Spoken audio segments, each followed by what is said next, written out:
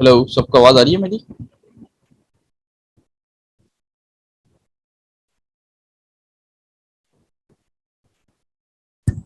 Hello, सबको आवाज आ रही है मेरी? टेस्टिंग। हेलो।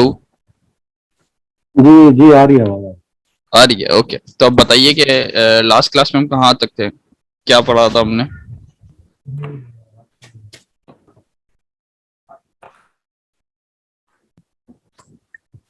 याद नहीं है बिल्कुल। लेकिन ये कि हम अ, सीरियसली हमें यही नहीं पता कि हमने क्या पढ़ा था लास्ट।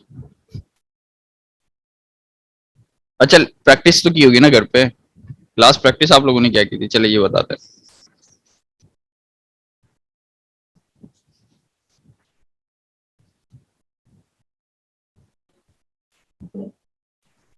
यार, ये खतरनाक इशारे होते हैं कि हम लोग क्लास लेके जा रहे हैं और कुछ प्रैक्टिस नहीं कर रहे। खास तौर पे बहुत सी चीजें ऐसी होती है कि जो हमें थ्योरेटिकल समझ में आ जाती है, लेकिन जब हम प्रैक्टिकल करने बैठते हैं ना तो वो काम नहीं होता उससे जिस तरीके से होना चाहिए। रिएक्ट के अंदर भी यही था, एडब्ल्यूएस के अंदर भी यही है, जावास्क्रिप्ट में भी यही था। हमारे हम जिस फील्ड के अंदर है ना, उसमें थ्योरी समझ के आप आगे काम नहीं कर सकते। ठीक है, अगर मैंने आपको ये समझा दिया और अगर आप किसी के सामने बैठ के काम करने बैठे ना, तो आपके क्लिक से ही वो बता देगा कि आपको कितना काम आता है। तो और मजे की बात है, अभी एग्जाम्स भी आने वाले हैं, आपका क्विज वन भी स्टार्ट होने वाला है। और जो लोग एडब्ल्यूएस की तैयारी कर रहे हैं उनको तो और ज्यादा करनी चाहिए, क्योंकि यहाँ पे थियोरेटिकल चीजें बहुत कम, थियोरेटिकली ज्यादा चल रही है, लेकिन जो क्विज में आता है ना वो सिनेरियो बेस्ड आता है कि अगर मुझे मशीन है और मुझे डेटा प्रोसेसिंग करनी है तो मुझे कौन सी मशीन लेनी चाहिए। तो इस टाइप के सवाल आते हैं, तो सिनेरियो बेस्ड होते हैं और नीचे ऑप्शंस दिए हुए होते हैं एमसीक्यूज ही हैं, लेकिन सिनेरियो बेस्ड एमसीक्यूज होते हैं कि मेरे पास एक मशीन है जिसका टाइम ड्यूरेशन ये है कि एक छोटा सा टास्क कंप्लीट करना और फिर इसका काम खत्म हो जाएगा। तो फिर आपको बताना कि इसके लिए हम स्पॉट इंस्टेंसेस ले सकते हैं। तो इस तरीके से बहुत सारी छोटी छोटी चीजें जो आपको देखनी है। तो ये जब तक आप खुद प्रैक्टिस नहीं करेंगे, जब तक तो ये मुझे नहीं लगता कि ये आप एग्जाम भी क्लियर कर सकते हैं। और क्विज में भी डेफिनेटली आपको पता सर जिया जो क्विज बनाते हैं उसके अंदर दोनों चीजें होती हैं, ज्यादातर थियोरेटिकल भी होती है और सिनेरियो बेस्ड भी कुछ हद तक होते हैं उसमें। तो सर पहला क्विज कब होगा? ये होने वाला है अब, इन वीक और 2 वीक के अंदर अनाउंस हो जाएगा। ये सही कह रहे हैं आप। एक्चुअली बहुत सारे स्टूडेंट अभी आए नहीं हैं। वो है जो कंटिन्यू प्रैक्टिस में रहते हैं। मैं थोड़ा सा मतलब जॉब के सिलसिले में फिर थोड़ा मुझे टाइम नहीं मिलता है, तो मैं बहुत कम टाइम लगाता हूँ क्लास लेने के लिए भी। अभी अभी अभी मेरा ऑफिस है, कुछ काम से निकलना है। थैंक्स टू माय पार्टनर, वो मुझे थोड़ा सा टाइम दे देता है, वो मेरा काम कवर कर लेता है। तो मैं अभी फिलहाल 4-5 क्लासेस मैंने कंटिन्यू अटेंड कर ली, लेकिन बहुत कम टाइम मिलता है यहाँ पे जॉब के साथ, और फिर फैमिली वगैरह ये सारा कुछ। लेकिन बाकी मेरे ख्याल में जो स्टूडेंट्स हैं, मैं उस पर देख रहा था व्हाट्सएप ग्रुप पे, वो लोग काफी प्रैक्टिस कर रहे हैं, कुछ आपस में बात करते हैं। तो वो लोग हैं प्रैक्टिस में। ऐसा नहीं है कि ये लोग जैसे मैं यहाँ बैठा हूँ तो मैं रिस्पॉन्ड नहीं कर रहा प्रॉपरली। काफी सारे यंग स्टूडेंट्स हैं जो मतलब काम कर रहे हैं मेरे ख्याल से। और मुझे समझ में आती है ये बात, क्योंकि मैं भी इस फेज से गुजर चुका हूँ कि नई चीजें सीखनी होती थी, ऑफिस भी करना था, घर भी था, बहुत सारी चीजें थी। लेकिन डेफिनेटली थोड़ा सा ना टाइम हमें खुद को मैनेज करना पड़ता है। जिस तरीके से मैं अपना अगर बताऊं तो मैं फजर के लिए जब उठता था तो सुबह 1 घंटा पहले उठ जाता था। फिर मैं उस वक्त की बात बताता हूँ जब मैं जावास्क्रिप्ट सीख रहा था। तो मैं फजर की नमाज से पहले 1 घंटा उठ जाता था। 1 घंटा में पहले रिएक्ट जावास्क्रिप्ट पढ़ना स्टार्ट कर देता था, क्योंकि उस वक्त तक मैं डॉट नेट के ऊपर स्किल्स थी मेरी। मैं अपने आप को शिफ्ट कर रहा था मीन स्टैक की तरफ। तो डेफिनेटली टाइम मांगती है हर चीज। तो टाइम मैंने अपने हिसाब से सोना थोड़ा कम किया, अपनी मसरूफियात में से टाइम निकाल के ना। वो होता है जब आप करना चाहते हो तो कुछ ना कुछ बन जाती है सेटिंग्स। तो खैर हो जाएगा, टेंशन नहीं है। लेकिन आप लोगों से यही गुजारिश है कि आप लोग अपने लिए ना थोड़ा सा सोचें और आगे बढ़ने की करें, क्योंकि फ्यूचर यही चीजों का है ना, क्लाउड बेस्ड। और अगर आपने सिर्फ अमेजोन का क्लाउड सीख लिया तो अब किसी और क्लाउड पे जाने के लिए आपको ज्यादा टाइम नहीं लगेगा। आपको सारी चीजें पता है कि इसके अंदर ये कॉन्सेप्ट्स होते हैं, ये चीजें मौजूद हैं। अब आप गूगल पे जाएंगे तो कॉन्सेप्ट वही होगा, हो सकता है उसकी यूआई चेंज होगी, ज्यादा से ज्यादा वर्डिंग्स चेंज होगी। इसके अलावा और कुछ खास नहीं होगा, चीजें तो वही क्लाउड के ऊपर मोर और लेस सामने चीजें आपके सामने ही रहेगी। खैर। सर इसमें एक चीज थी कि हमें सीखने से ज्यादा तो यहाँ पर बिलिंग के डर लगा होता है। एक क्लाइंट के हवाले से आया था EC2 पे, उसने कोई अपलोड करना था प्रोजेक्ट, तो उस हवाले से मैं अपना इंस्टेंस वगैरह यूज करने की कोशिश कर रहा था, तो उसके अंदर फौरन से एक मैसेज आ गया कि आपके $1 जो है आपके, पता नहीं वो ऑथेंटिकेशन कर रहे थे या वो पता नहीं डिडक्ट कर रहे थे, मुझे उस चीज समझ नहीं है उस चीज जगह पे, तो मैंने वो अपना इंस्टेंस फिर वहीं पे क्लोज कर दिया। तो इस चीज को फिर बंदा कैसे साथ साथ हैंडल करता रहा कि आपने बिलिंग को भी देखना है, सीखना भी है, और आपने कुछ चीज खुली भी नहीं अभी तक हम छोड़नी जितने काम कर रहे हैं ना वो सारे बिलिंग फ्री है, फ्री टायर। आपको बताया था ना मैंने, गूगल हमने देखा भी है कि हमारे पास ऑप्शन होता है कि AWS में सारी चीजें बताता है कि फ्री टायर्स के अंदर हमारे पास क्या क्या अवेलेबल है। फ्री टीयर के अंदर हमारे पास क्या क्या अवेलेबल है, तो ये सारी चीजें आपके पास यहीं से पता चल जाती है। EC2 आपको पता चल गया था कितने कहाँ से क्या तक अवेलेबल है, ये देखें यही मौजूद है। सर इसमें जब भी हम कोई सर्विस यूज करने लगते हैं तो वो हमसे पहले हमारे क्रेडिट कार्ड की ऑथेंटिकेशन मांगता है, ये मतलब इस तरह की चीज जब भी हम कोई यूज मैं करने बताता लगे हूँ हैं? ये होता क्या है, जब आप फर्स्ट टाइम करते हैं ना, तो फर्स्ट टाइम सिर्फ वो कार्ड चेक करने के लिए वो आपसे $1 या $1.5 डिडक्ट करता है, और आई थिंक वो भी शायद आप पे रिफंड भी कर देता है। ठीक है, सिर्फ वो चेक जी, करने वो के लिए कि आप रिफंड हो जाता है, वो खाली कंफर्म करने के लिए जो है वो यस, करते हैं, वो रिफंड हो जाता है। ताकि लेकिन वो अगर सिर्फ आप कार्ड चेक करता है। लेकिन अगर आप अपना कोई फ्री टेयर वगैरह का भी साल गुजरने के बाद, 1 साल तक तो ये वैसे ही आपके पास फ्री रहता है, लेकिन अगर आप इंस्टेंस अगर खुला छोड़ देते हैं और उसको रनिंग में रखते हैं तो फिर प्रॉब्लम होती है, क्योंकि मुझे 3 साल हो गए हैं बनाए हुए अकाउंट, तो अगर मैं कभी छोड़ देता हूँ तो मेरा कुछ ना कुछ उसमें से डिडक्ट करता है वो। बिल्कुल सही है। तो ये तो सारी चीजें थी जो कि देखनी है। फिर फ्री टीयर के अंदर काफी चीजें अवेलेबल है, अगर 1 साल तक आप चलाना चाहें तो आराम से अपना प्रैक्टिस कर सकते हैं।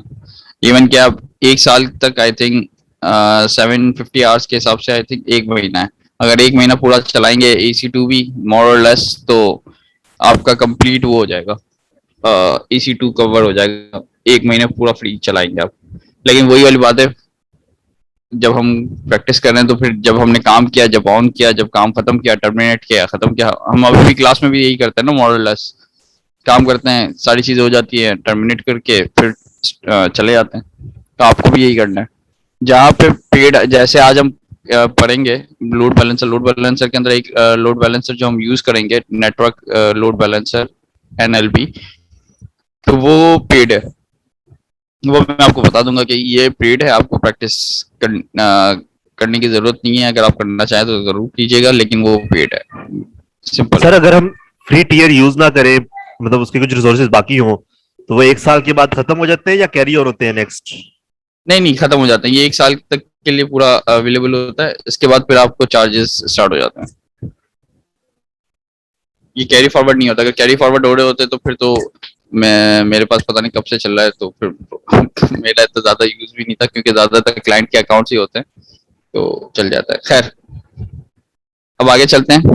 लास्ट क्लास में हमने टॉपिक स्टार्ट किया था, आई थिंक हमने प्रैक्टिस नहीं की थी, हैंड्स ऑन नहीं किया था ना हमने इस पे, स्केलेबिलिटी एंड अवेलेबिलिटी पे लोड बैलेंसेस बनाए थे हमने। लोड बैलेंसर के बारे में बात तो की थी कि कैसे काम ना, करता मैं है, लेकिन हैंड्स ऑन नहीं किया था हमने, राइट? जी हैंड्स ऑन नहीं किया। सर एक लास्ट क्वेश्चन है सर, आप इससे पहले स्टार्ट करें। सर ये बता दें, हमने फर्स्ट सेमेस्टर में क्यूबरनेटीज वगैरह पढ़ा था, तो उसका फिर हमें क्या एडवांटेज हुआ जब हम AWS ये सीख रहे हैं अभी, तो हमें उसका भी कुछ एडवांटेज होगा या वो सेपरेट है? नहीं नहीं नहीं, बिल्कुल होगा। देखिए, कुबरनेटीज हमने सीखी थी, वो तो हमने अपना क्लाउड बना के सीखी थी ना, हमने अपने सिस्टम के ऊपर क्लाउड बनाया था कुबरनेटीज का, एंड देन हम यूज कर रहे थे, ऐसा ही था। Yes sir, exactly. ठीक है, अब हम किसका क्लाउड यूज करेंगे? AWS का। AWS का, सिंपल। अब हमारे सिस्टम में कुबरनेटीज नहीं होगा, कुबरनेटीज कहाँ पे मौजूद होगा? AWS पे। हम AWS की CLI की मदद से या तो फिर हम डैशबोर्ड की मदद से सारा काम कर रहे हैं। कमांड्स वही चलेंगी, डिप्लॉयमेंट, सर्विस, जो जो हमने पढ़ा था सारा। सही सर, मतलब सर अगर हम अभी AWS सीखने के बाद दोबारा कुबरनेटीज के ऊपर जाते हैं, उसको रीप्रैक्टिस करते हैं, तो वो इजी हमारे लिए हो जाएगा फिर? बिल्कुल बिल्कुल, क्योंकि अभी आपको पता चलेगा, हम थोड़ा सा आगे इस पे सर्विसेज देखेंगे ना, इसमें अंदर होता है EKS। ठीक है, EKS आप लोग थोड़ा देख लीजिएगा स्टार्टिंग के अंदर खुद ही अपने हिसाब से, फिर हम जब जाएंगे, जब तक पहुंचेंगे, जब तक देखते हैं फिर। Okay sir, thank you sir. ठीक है, ओके। अच्छा, अब मुझे ये बताएं, स्केलेबिलिटी और हाई अवेलेबिलिटी क्या समझ में आता है? हमने लास्ट क्लास में भी डिस्कस किया था।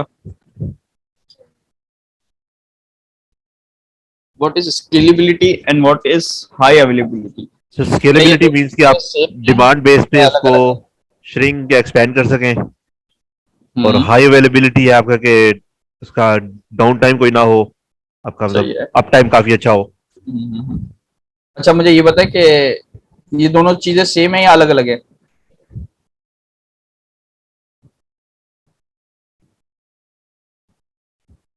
अलग अलग अलग होगी लेकिन कंबाइंड होगी। टर्म्स तो सर दोनों डिफरेंट हैं यूजेज के हिसाब से, अगर देखा जाए इनकी डेफिनेशंस के हिसाब से। लेकिन दोनों चीजें साथ चलती हैं समहाउ। ठीक है, कैसे अभी हम देखते हैं थोड़ी देर में। स्केलेबिलिटी से मतलब यही है जो अभी बताया रिगार्डिंग के, तो हमारे पास दो टाइप की स्केलेबिलिटीज होती हैं। एक वर्टिकल स्केलेबिलिटी होती है, एक हॉरिजॉन्टल स्केलेबिलिटी होती है। वर्टिकल स्केलेबिलिटी में क्या होता है, जल्दी जल्दी बताते हैं, हम क्विक रिवीजन करते हुए आगे बढ़ते हैं और फिर हैंड्स ऑन करते हैं।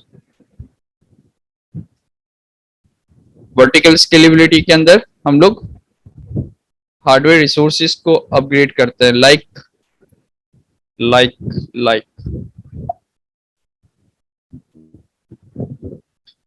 ठीक है। वर्टिकल स्केलेबिलिटी में हम क्या करते हैं, हार्डवेयर को अपग्रेड कर रहे होते हैं। लाइक हम T2 माइक्रो पे थे तो हम किस पे चले गए, T2 लार्ज पे। ये समझिए T2 माइक्रो है, आपके प्रोसेसिंग वगैरह फास्ट मतलब ज्यादा बढ़ना स्टार्ट हो गई, आपको लगता है कि अब मशीन स्लो हो रही है, तो आपने क्या कर दिया, T2 लार्ज के ऊपर चले गए। ठीक है, जैसे RDS और इलास्टिक कैशे जो है हमारे पास सर्विसेज, वो वर्टिकली स्केल हम उसको करते हैं। और इसके अंदर डेफिनेटली आपको पता होता है कि आपका हार्डवेयर लिमिट क्या है और कितने यूजर्स आपको एट अ टाइम एक्सेस कर सकते हैं। मतलब ये वही वाली चीजें कि आपकी एप्लीकेशन पे डिपेंड करता है। अब आपकी एप्लीकेशन लेट से वीडियो प्रोसेसिंग वाली है तो डेफिनेटली सबसे ज्यादा रिसोर्सेज खा रही होगी, तो आपको उस हिसाब से उसकी मशीन को सिलेक्ट करना पड़ेगा। और एक अगर आपकी एप्लीकेशन नॉर्मल रेस्ट एपीआई से जो डेटाबेस से बात करती है, डेटाबेस से डेटा ला के यूजर को दे देती है, तो ये वीडियो प्रोसेसिंग के मुकाबले में बहुत लाइट है। तो आप इसको लाइट मशीन के ऊपर यूज कर सकते हैं। लाइट T2 माइक्रो पे भी आप इसको कर सकते हैं। डेफिनेटली अगर उसमें प्रोसेसिंग वैसी होगी और यूजर ज्यादा होंगे तो डिपेंड करती है चीजें, लेकिन समझाने की हद तक वीडियो प्रोसेसिंग में ज्यादा कंप्यूट लगता है, जबकि रेस्ट एपीआई में ज्यादा नहीं है। हॉरिजॉन्टल स्केलिंग जो कि बहुत ज्यादा यूज होती है, और हम लोग जब स्केलेबिलिटी और हमारे केस में बात करते हैं तो हम हॉरिजॉन्टल स्केल कर रहे होते हैं मशीन्स को। हॉरिजॉन्टल स्केलिंग का मतलब है कि आपने एक मशीन बनाई, उसी का क्लोन बना के दूसरी मशीन बना दी, लोड बढ़ा, लोड और बढ़ा तो तीन मशीन आपने अप कर दी, लोड कम हुआ तो वापस दो पे आ गए, उससे ज्यादा लोड कम हुआ तो वापस एक पे आ गए। तो ये ऑटो स्केलिंग हम कर सकते हैं डेफिनेटली, लेकिन ये हम स्केल कर रहे हैं चीजों को अपनी हॉरिजॉन्टल स्केलेबिलिटी, जैसे हम अपनी वेब एप्लीकेशंस को करते हैं। लेकिन इसके अंदर एक चीज होती है, हमारे पास डेटा क्या होना चाहिए, डिस्ट्रीब्यूटेड सिस्टम हमें यूज करना चाहिए। डिस्ट्रीब्यूटेड सिस्टम का क्या मतलब है, क्या ऐसा कर दूं मैं कि एक मशीन पे मेरा डेटाबेस हो, एक ही मशीन पे मेरा सर्वर हो, बैकएंड हो, और एक ही मशीन पे मेरा फ्रंट एंड हो, तो क्या होगा हॉरिजॉन्टल स्केलेबिलिटी भी? हाँ, इसमें जरा बताइएगा हॉरिजॉन्टल स्केलेबिलिटी में। और आप डिफरेंट मशीन्स पे ये सब चीजें करेंगे, डिफरेंट डेटाबेस के लिए रखें, डिफरेंट आप एप्लीकेशन के लिए रखें। नहीं, अगर मेरा सवाल है, अगर मैंने तीनों चीजें, जैसे हम यूजुअली हम अपने सिस्टम पे यही करते हैं ना, डेटाबेस भी मेरे सिस्टम पे मौजूद है, बैकएंड भी मेरे सिस्टम पे मौजूद है, फ्रंट एंड भी मेरे सिस्टम पे मौजूद है, और अगर लेट से यही चीज मैंने यही इन्वायरमेंट प्रोडक्शन में डिप्लॉय कर दिया, तो क्या मैं इसको हॉरिजॉन्टल स्केलेबल कर सकता हूँ? ये इसमें तो फिर वर्टिकल ही होगा ना, आपको सारा कुछ बढ़ाना पड़ेगा इसी मशीन यस, पे। इसमें क्यों वर्टिकल होगा, क्योंकि आपने सारी रिसोर्सेस एक ही जगह डाली हुई है। अब सारी रिक्वेस्ट एक ही मशीन पे आ रही है। अब आपके पास लेट से T2 माइक्रो था तो आपके 500 यूजर्स वो सपोर्ट करता था, अब आपके पास यूजर्स हो गए 1000, तो आपको क्या करना पड़ेगा, अब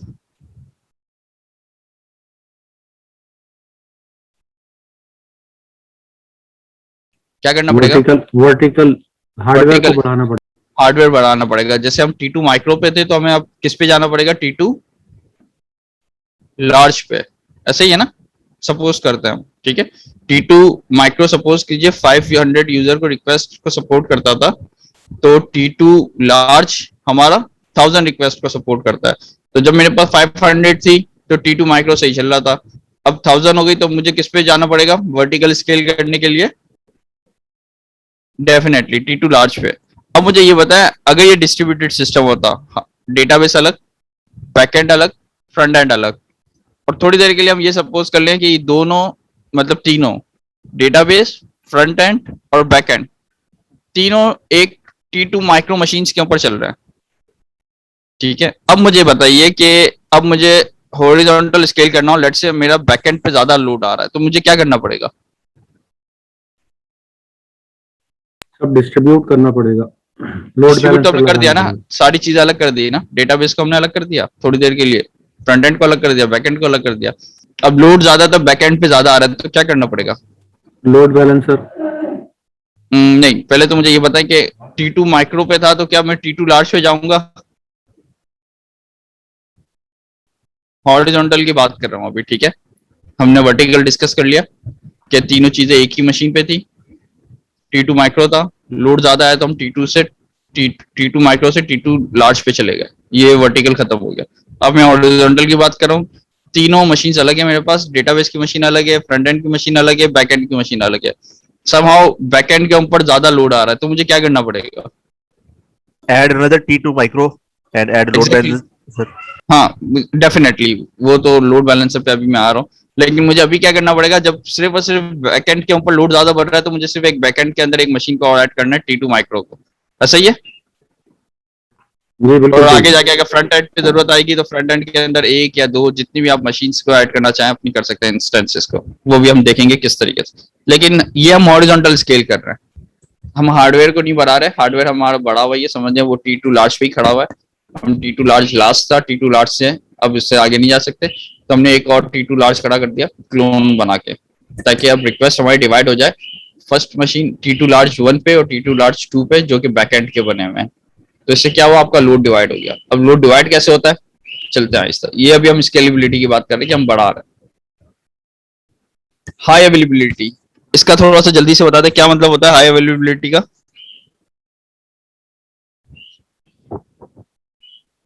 No or minimal downtime. सही है, 9 मिलीमीटर डाउन टाइम, बहुत जबरदस्त।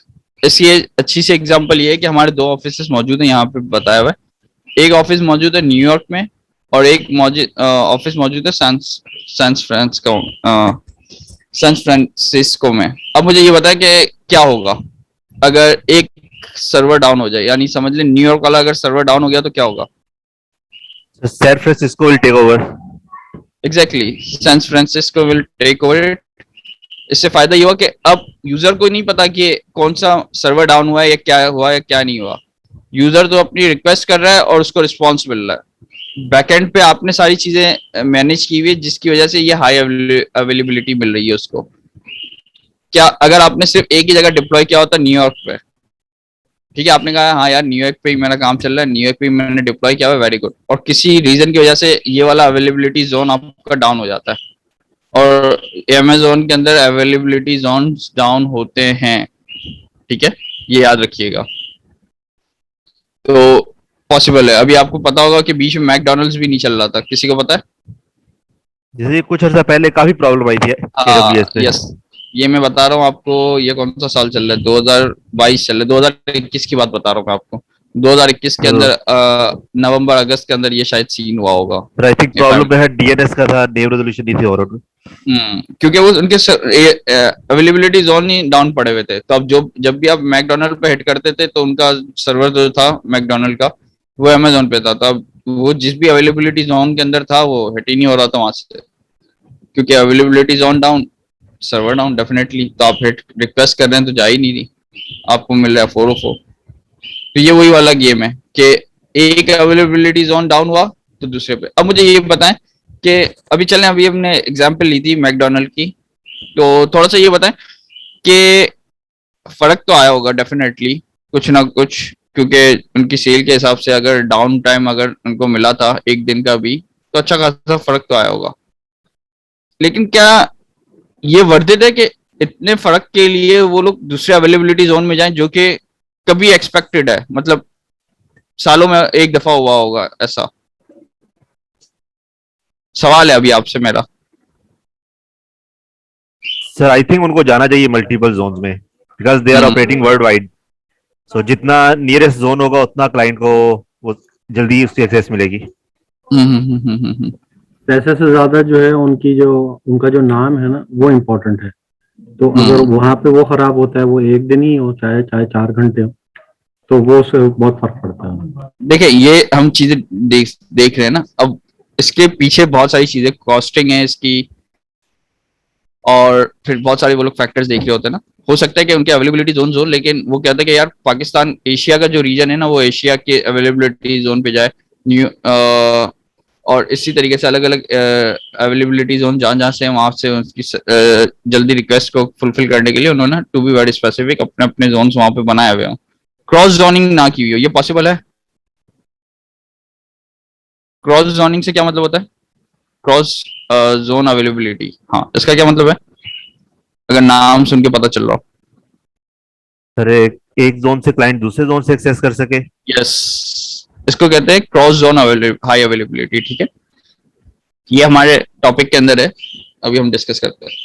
तो अब फैक्टर्स बहुत सारे, अगर आप मुझसे पूछें, अगर मेरी कोई ऐसी एप्लीकेशन हो जो रेवेन्यू जनरेट कर रही हो, तो डेफिनेटली मुझे कंसर्न होगा कि यार हाँ वाकई में अगर मेरा पूरा काम ऑनलाइन ही चल रहा है तो फिर ये मेरे लिए प्रॉब्लमेटिक है। लेकिन अगर मुझे पता है कि यार मेरे जो स्टोर भी मेरे पास मौजूद है, मैं अपने आप को अपनी दूसरी जगह पे भी रजिस्टर करवाया हुआ है, तो अगर मेरा थोड़े टाइम के लिए अगर बंद भी हो जाता है किसी रीजन की वजह से, एक दिन के लिए, वॉट एवर, ये एक फैक्टर होता है, क्या क्या सोचते हैं लोग। तो और एक दिन की वजह से मुझे इस पर इन्वेस्ट भी तो करना पड़ेगा। इन्वेस्ट से मतलब कि अगर वो एक दिन बंद होगा अवेलेबिलिटी जोन, लेकिन मुझे पूरे साल तक पेमेंट भी तो करनी पड़ेगी उसकी, या नहीं करनी पड़ेगी? हाई अवेलेबिलिटी का मतलब यही है ना कि मुझे दूसरे जोन पर भी डिप्लॉय करना है, तो अगर दूसरे जोन पे भी चीजें मैंने डिप्लॉय की हुई है तो उसकी भी तो पेमेंट होगी ना कुछ, वो फ्री तो नहीं होगा। डेफिनेटली आप ज्यादा पे कर रहे हैं इसीलिए कि आप कंफर्म करते हैं कि आप हर वक्त अवेलेबल हैं। हर अवेलेबल का, तो ये वही वाली फैक्टर्स हैं, या आपको फिगर आउट करना है कि आपके लिए क्या इंपॉर्टेंट है। क्या आप पूरा साल उतने पैसे दे सकते हैं कि जितने का लॉस नहीं होगा? लेट्स से अगर आपको लॉस होता है, मैं अभी एक हम सपोज करते हैं थोड़ी देर के लिए, एक्सपेक्ट करते हैं कि आपका एक दिन अगर बंद होता है तो आपका 1 लाख का लॉस होता है। ठीक है, ये मैंने सपोज किया। ठीक है, और अगर मैं दूसरा अवेलेबिलिटी जोन बनाता हूं तो मुझे मंथली इसको देने पड़ते हैं लेट्स से 80 के। तो आप थोड़ा सा अगर यही कैलकुलेशन अगर अपने सामने रखें कि अगर, वैसे ये फैक्ट एंड फिगर्स 100% सही नहीं है, लेकिन सोचने की बात है ना। अब ये अलग अलग लोग अलग अलग तरीके से सोचते हैं, जैसे आप लोग जो सोच रहे हैं मैं उस तरीके से नहीं सोच रहा शायद। मैं कहता हूँ कि नहीं, मुझे बनाने की जरूरत नहीं है, मैं क्यों 80,000 महीने के दूं, जबकि मुझे पता है कि ये कभी कभार मसला आता है, और मुझे पता है कि यार मेरा तो स्टोर भी मौजूद है और मैं दूसरे वेबसाइट्स के ऊपर भी रजिस्टर्ड हूँ, तो मेरा काम काफी हद तक चल जाएगा। ऐसा नहीं है कि ये डाउन टाइम आ गया तो बिल्कुल ही आ गया। अब बताएं आप मुझे, एक दिन का लॉस बंद होने पे मुझे होता है 1 लाख रुपए का, लेट से थोड़ी देर के लिए, और मुझे महीने के इधर देने लेट से 80 कहते हैं या 50 कहते हैं, वॉट एवर कुछ भी कहते हैं आप, तो क्या लगता है आपको? अब इस कैलकुलेशन के हिसाब से आप डेफिनेटली सोचेंगे ना कि आपको क्या इफेक्ट करता है। क्या अगर वेबसाइट बंद हो गई तो क्या मैकडोनल्ड के स्टोर्स जो हमारे आउटलेट्स हैं, क्या उधर वहां पे रेस्टोरेंट्स के ऊपर कोई जाएगा नहीं? तो बहुत सारे ऐसे फैक्टर्स हैं जो आपको सोचने पड़ते हैं। मैं भी यही कह रहा हूँ, जिस तरीके से आप कह रहे हैं कि होना चाहिए, मैं कह रहा हूँ कि अगर मैं होता तो ये सारे फैक्टर्स देखते हुए मैं मना करता कि यार नहीं है, शायद एक दिन के लिए चल जाएगा, मेरा काम कोई मसला नहीं। ये तो डिपेंड करता है कि आपका बिजनेस कैसा है, आपका बिजनेस के ऊपर डिपेंड करता है। तो खैर यही वही वाली बात है कि ये सोचना आपको है, ठीक है, और ये आपको भी नहीं सोचना। ये आप जिस क्लाइंट के लिए काम करेंगे आप उसको सारे फैक्टर एंड फिगर्स बता दे, बाकी वो कहेगा कि नहीं भाई मुझे ये महीने के 80,000 देने हैं।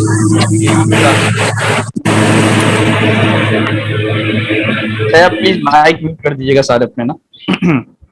तो आगे जी जी आ रही है दोस्त। तो सर ऐसा नहीं हो सकता कि हम कोई स्क्रिप्ट लिखते हैं कि लाइक जिस दिन भी सर्वर डाउन हो ऑटोमेटिकली कहीं और भी डिप्लॉय कर दे उस दिन के लिए?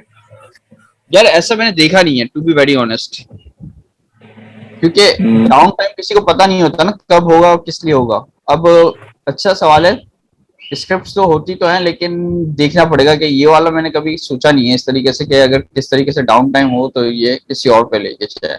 वो स्क्रिप्ट अब कहाँ पे किस जोन में चलाएंगे? अगर उसी जोन पे चल रहे हैं तो जोन ऑलरेडी डाउन है। यही वो स्क्रिप्ट चलाने के लिए तो आपको कोई हैवी सर्वर नहीं चाहिए, आप कहीं पे भी रन कर सकते हैं, फ्री के नहीं, सर्वर पे भी रन। एक सवाल कहने का मकसद ही यही है कि आपने स्क्रिप्ट बनाया अवेलेबिलिटी जोन 1 पे कि जब डाउन हो तो अवेलेबिलिटी जोन 2 पे लेके जाना, लेकिन जब अवेलेबिलिटी जोन 1 ही डाउन होगा तो 2 पे कैसे लेके जाएगा? ये जी एक्चुअली सर, सेम ऐसी एग्जांपल है जैसे हम क्लस्टर बनाते हैं, क्लस्टर सर्वर। तो तो क्लस्टर आपको सर्वर पता इस तरह होता है। है हमें कोई इतनी हैवी डिप्लॉयमेंट की भी जरूरत नहीं है, तो वो हम किसी भी सर्वर पे AWS से हट के भी कहीं पे भी रन कर सकते हैं।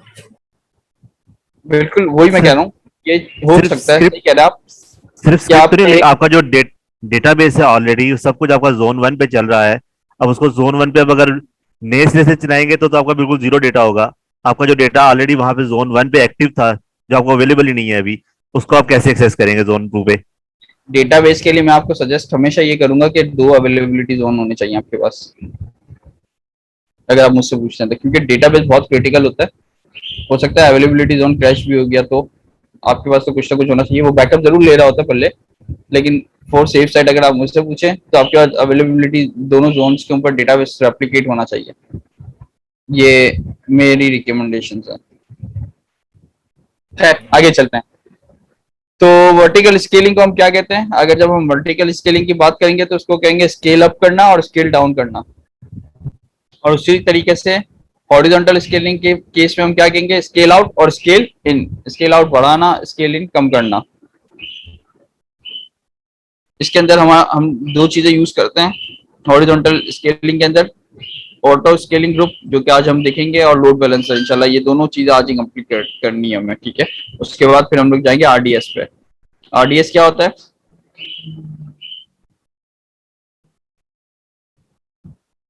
पढ़िएगा, फिर नेक्स्ट क्लास में डिस्कस करते हैं आरडीएस। और हाई अवेलेबिलिटी जोन्स डेफिनेटली ये देख लेंगे, दोनों मल्टी जोन अवेलेबल हो सकते हैं। तो अच्छी चीज यही है कि हम क्रॉस अवेलेबिलिटी जोन्स बनाए। अब क्रॉस अवेलेबिलिटी जोन्स किस तरीके से बनते हैं वो भी हम देखते हैं। What is load balancer? Last class में हमने डिटेल में डिस्कस किया था। आवाज आ रही है सबको? बिल्कुल सन्नाटा है तो मैं कंफर्म कर रहा हूँ, जी जी आ रही है। ठीक है। आ रही है।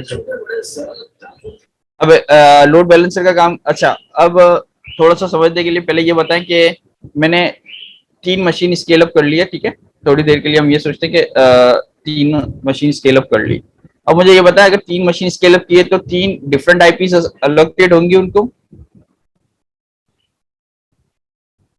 और तीनों के डिफरेंट डीएनएस होंगे। जी मैं बिल्कुल। भी इसकी बात कर रहा हूँ तीनों की सिर्फ। अभी हम यही करते हैं ना कि EC2 के इंस्टेंस की पब्लिक आईपी को गेट करते हैं और हिट करके देखते हैं चल रहा है या नहीं चल रहा। फिर अलग अलग इंस्टेंस की अलग अलग आईपीज होती हैं, सही है। जी बिल्कुल तो सही। यहाँ पे सवाल मेरा यही आता है आप लोगों से कि आपके पास वेब एप्लीकेशन एक ही है और वो तीनों पे डिप्लॉय हुई हुई है, तो आप यूजर को कैसे बताएंगे कि कौन सी आईपी पे जाना है? ये लोड बैलेंसर की आईपी देंगे हम, तो लोड Exactly. बैलेंसर आगे बैकएंड से ये तो काम एक करेगा अलग, और हाँ वो लेके मैं जाएगा। आ रहा हूँ उस पर, लेकिन अभी एक सवाल है आपसे ना कि क्लाइंट को कैसे बताएंगे कि यार मुझे इस वाले सर्वर पे जाना है, इस वाले सर्वर पे जाना है, इस वाले सर्वर पे। तो फेसबुक आपको ये कहता है कि मेरे फेसबुक के भी डिफरेंट सर्वर्स लगे हुए होंगे, लेकिन वो क्या कहता है कि यार आप सिर्फ facebook.com पे आ जाओ, बाकी मेरा काम है कहाँ पे जाना है क्या करना है वो सारे मैं देख लूंगा, आपको टेंशन लेने की जरूरत नहीं है। अच्छा ये जी बिल्कुल तो सही वो है। काम जो कर रहा होता है हमारे केस में वो करेगा लोड बैलेंसर। लोड बैलेंसर का फायदा यही है कि ये आपके फ्रंट पे होता है जो कि क्लाइंट से बात कर रहा है, और इसके बैक के ऊपर जितनी भी आप मशीन्स लगा ले, 2 3 4 5 6, ये सारा काम किसका होगा? लोड बैलेंसर का काम होगा कि वो उसको डिवाइड करे। पहली रिक्वेस्ट आई पहले पे, दूसरी रिक्वेस्ट आई दूसरे पे, तीसरी रिक्वेस्ट आई तीसरे पे, चौथी रिक्वेस्ट आएगी फिर कहाँ जाएगी वापस? वो एज एक्सपेक्टेड लोड बैलेंसर क्या करेगा? पहले पे पहले पे जाएंगे। जाएगा, फिर वही सो ऑन चलता रहेगा। अब किसी एक रीजन की वजह से यहाँ पे लोड ज्यादा हो गया, तो जब एक 4th रिक्वेस्ट आएगी तो क्या होगा? 1 पे लोड ज्यादा है तो 4th रिक्वेस्ट आएगी तो क्या होगा, तो 2 पे चली जाएगी। एग्जैक्टली फिर वो 1 पे नहीं भेजेगा। ये स्मार्ट होते हैं लोड बैलेंसर, वो सारी चीजें देख रहे होते हैं। अगर उसको लगता है कि ये अब लोड ज्यादा है इस पे तो वो ऑटोमेटिक 2 पे भेजेगा, 1 पे लोड नहीं भेजेगा। यहाँ पे जैसे कम हो जाएगा फिर सेकंड रिक्वेस्ट आएगी तो उसको 1 पे भेज देगा। तो ये सारी जो शफलिंग और सारी चीजें हैं वो मैनेज कर रहा होता है लोड बैलेंसर, हमें टेंशन लेने की जरूरत नहीं है। हाँ डेफिनेटली हम कुछ चीजें बताएंगे इसको आगे जाके जिसके बिहाफ पे वो सारी चीजें करेगा, बट पॉसिबिलिटी है, टेंशन नहीं है। अच्छा, लोड बैलेंसर का फायदा क्या है? एक तो स्प्रेड करता है लोड को, जो भी हमने देखा। सिंगल एंड पॉइंट होगा उसका, जो अभी हमने डिस्कस किया। एक डीएनएस होगा, एक आईपी होगी लेट से थोड़ी देर के लिए। सीमलेस हैंडल करेगा फेलियर डाउन टाइम। अगर एक इंस्टेंस आपका बंद भी हो जाएगा, लेट से अगर मैं यहाँ पे आऊँ, रिक्वेस्ट आ रही है आ रही है आ रही है, ये वाला किसी भी वजह से हार्डवेयर फेल हो गया या किसी भी वजह से ये क्रैश हो गया, तो अब सारी रिक्वेस्ट कहाँ पे जाएगी, 2 और 3 पे। ऐसा ही है। तो सामने वाले यूजर को कोई डाउन टाइम नजर नहीं आएगा कि ये रिक्वेस्ट क्रैश हो गई या कुछ हुआ। हेल्थ चेक करेंगे। हेल्थ चेक अभी हम देखते हैं किस तरीके से हेल्थ चेक करते हैं। एसएसएल भी होता है हमारे पास, इसके अंदर एनफोर्स कर सकते हैं कि एनफोर्स में क्या है। अभी क्या होगा, पहली रिक्वेस्ट आई पहले पे गई, दूसरी रिक्वेस्ट आई दूसरे पे गई, तीसरी रिक्वेस्ट आई तीसरे पे। अगर यही वाला बंदा दूसरी दफा रिक्वेस्ट करेगा तो हो सकता है वो दूसरे पे चली जाए। अगर मैं चाहता हूं कि ये बंदे ने एक दफा पहले सर्वर से रिक्वेस्ट आई है तो उसके सेशन जो मेंटेन हुआ होगा वो फर्स्ट सर्वर से हुआ होगा, तो अब मैं चाहता हूँ कि इसकी हमेशा रिक्वेस्ट फर्स्ट सर्वर पे जाए। इसके लिए मुझे क्या यूज करना पड़ता है, स्टिकीनेस। क्या यूज करना पड़ता है, स्टिकीनेस। स्टिकीनेस वो किस तरीके से करते हैं वो भी हम देखते हैं अभी थोड़ी देर में। High availability zones, auto scaling भी देखेंगे हम, और पब्लिक ट्रैफिक को, इसका ये भी एक सिक्योरिटी पॉइंट ऑफ व्यू से बहुत अच्छा है कि सारी पब्लिक ट्रैफिक को फ्रॉम प्राइवेट ट्रैफिक डिवाइड कर देता है और प्राइवेट लोगों को प्राइवेट। अभी हम देखते हैं इसकी सिक्योरिटी पॉइंट ऑफ व्यू से भी बहुत। एनफोर्स का जो फ्लैग होता है वो इसी पे का, सॉरी वापस बोलिएगा। मतलब स्टिकीनेस के लिए एनफोर्स का फ्लैग हम enable फ्लैग एनफोर्स स्टिकीनेस के लिए स्टिकीनेस का ही वर्ड कीवर्ड यूज होता है। अभी मैं दिखाता हूँ आपको, ठीक है। और ये इलास्टिक लोड बैलेंसर मोर और लेस इन सब सर्विसेज के साथ चल ही रहा है, तो अच्छा खासा चल रहा है। ये गारंटी करेगा कि हमेशा चलता रहे, अपग्रेड मेंटेनेंस हाई अवेलेबिलिटी की आपको टेंशन नहीं है। लोड बैलेंसर का कोई वर्जन आएगा उसको अपग्रेड करना है, सारी चीज इसी के काम है। AWS only few configuration of, हाँ थोड़ी सी कॉन्फ़िगरेशन से ये अप एंड रनिंग हो जाएगा। कॉस्ट सेविंग है ये आपके लिए। इसमें क्वेश्चन है डीडॉस प्रोटेक्शन है क्या इसमें? सॉरी किसकी? DDoS protection, denial of service. DDoS protection नहीं इसके, हाँ AWS के अंदर ऑप्शन है कि वो खुद भी कर रहा होता है, कुछ एड ऑन ऐड करके हम ये कर सकते हैं। खैर वो भी देखते हैं थोड़ा आगे जाके, लेकिन उसको अब ये देखिए हेल्थ चेक्स। हेल्थ चेक का क्या मतलब होता है, थोड़ा सा पहले तो मुझे ये बता दें आप, व्हाट इज हेल्थ चेक आपकी नजर में? तो ये लोड बैलेंसर कंटिन्यूअसली हिट करता रहता है इंस्टेंसेस को, चेक करता है कि वो अलाइव हैं या नहीं, like heart beat check. Health, हाँ हेल्थ चेक कर रहा है कि भाई जैसे हमारी हार्ट बीट चेक हो रही होती है ना कि अब हो रही है, डाउन हो रही है, सही है नहीं है, तो इसी तरीके से ये भी ना रिक्वेस्ट को हिट करता रहता है और चेक करता है कि आपकी जो मशीन है वो हेल्दी है या नहीं है। अगर मशीन हेल्दी होगी तो ही रिक्वेस्ट को वो उस तरफ लेके जाएगा, वरना तो वो रिक्वेस्ट को उस तरफ भेजेगा ही नहीं उस वाले इंस्टेंस पे जब तक कि वो हेल्दी नहीं होगा। Make sense? ऐसा ही होना चाहिए ना। अगर आपका इंस्टेंस हेल्दी नहीं है तो क्या रिक्वेस्ट वहां पे जानी चाहिए? नो नहीं। तो अब क्या हेल्थ चेक का कोई एक फॉर्मूला है कि ये वाला हेल्थ चेक की लगा दूं तो सारी एप्लीकेशंस के लिए ये वाला हेल्थ चेक चलेगा? तो क्राइटेरिया तो बनाया होगा। असल में ये डिपेंड करता है आपके एप्लीकेशन पे। अब जैसे यहाँ पे देखें, इसने अपना हेल्थ चेक करने के लिए अपना एंड पॉइंट बताया है कि /health, कह रहे /health के ऊपर इस वाले पोर्ट के ऊपर अगर /health मतलब 200 का स्टेटस 100 का ओके आ जाता है तो इसका मतलब क्या है, ये इंस्टेंस ओके। तो क्या ये हमेशा आपके केस में भी सेम रहेगा? नो सर, ये एप्लीकेशन टू एप्लीकेशन चीजें आपको पता होगी कि आप अपनी एप्लीकेशन की हेल्थ चेक कैसे कर सकते हैं। सही कह रहा हूँ? बिल्कुल। Yes sir. तो ये बताने का मकसद ये है कि ये चीजें आपके ऊपर वेरी करेगी, आपके एप्लीकेशंस के ऊपर, ठीक है। हेल्थ चेक आपको पता, और आपको बेहतर पता होगा कि आपके एप्लीकेशन में क्या चीज ऐसी चेक कर सकते हैं, कौन सा राउट ऐसा चेक कर सकते हैं, या क्या चीज ऐसी परफॉर्म कर सकते हैं जिससे आपको अपनी एप्लीकेशन का चेक मिल रहा हो कि ये हेल्दी है या नहीं है। यहाँ पे दोबारा फिर क्रॉस चेक का भी कोई होगा कि क्रॉस चेक ये करता रहेगा, ये हिट करता रहेगा, ये खुद ही परफॉर्म करता रहता है हेल्थ चेक्स। ये थोड़ी थोड़ी देर के बाद हिट करके देखेगा कि क्या हेल्दी है या नहीं है, हेल्दी है या नहीं है। हेल्दी है तो रिक्वेस्ट जाने देगा, हेल्दी नहीं होगे तो ये रिक्वेस्ट को वहां पे फॉरवर्ड नहीं करेगा। अच्छा, 4 टाइप के हमारे पास AWS के अंदर लोड बैलेंसर्स हैं। क्लासिक लोड बैलेंसर जिसको हम CLB कहते हैं, एप्लीकेशन लोड बैलेंसर जिसको हम ALB कहते हैं, नेटवर्क लोड बैलेंसर NLB, और गेटवे लोड बैलेंसर JWLB। ठीक है, ये शॉर्ट टर्म्स हैं जिसको हम अगर मैं कहूँ तो आप लोग थोड़ा देख लीजिएगा। तो हम हमारे इस वाले कोर्स के अंदर ये 3 पढ़ेंगे, CLB, ALB और NLB। गेटवे लोड बैलेंसर ज्यादातर जो है वो नेटवर्क साइड पे हमारे कोर्स में भी नहीं है, तो ये एग्जाम का पार्ट भी नहीं होगा हमारे AWS, टेंशन नहीं है। अच्छा यार, माइक प्लीज म्यूट कर दीजिएगा।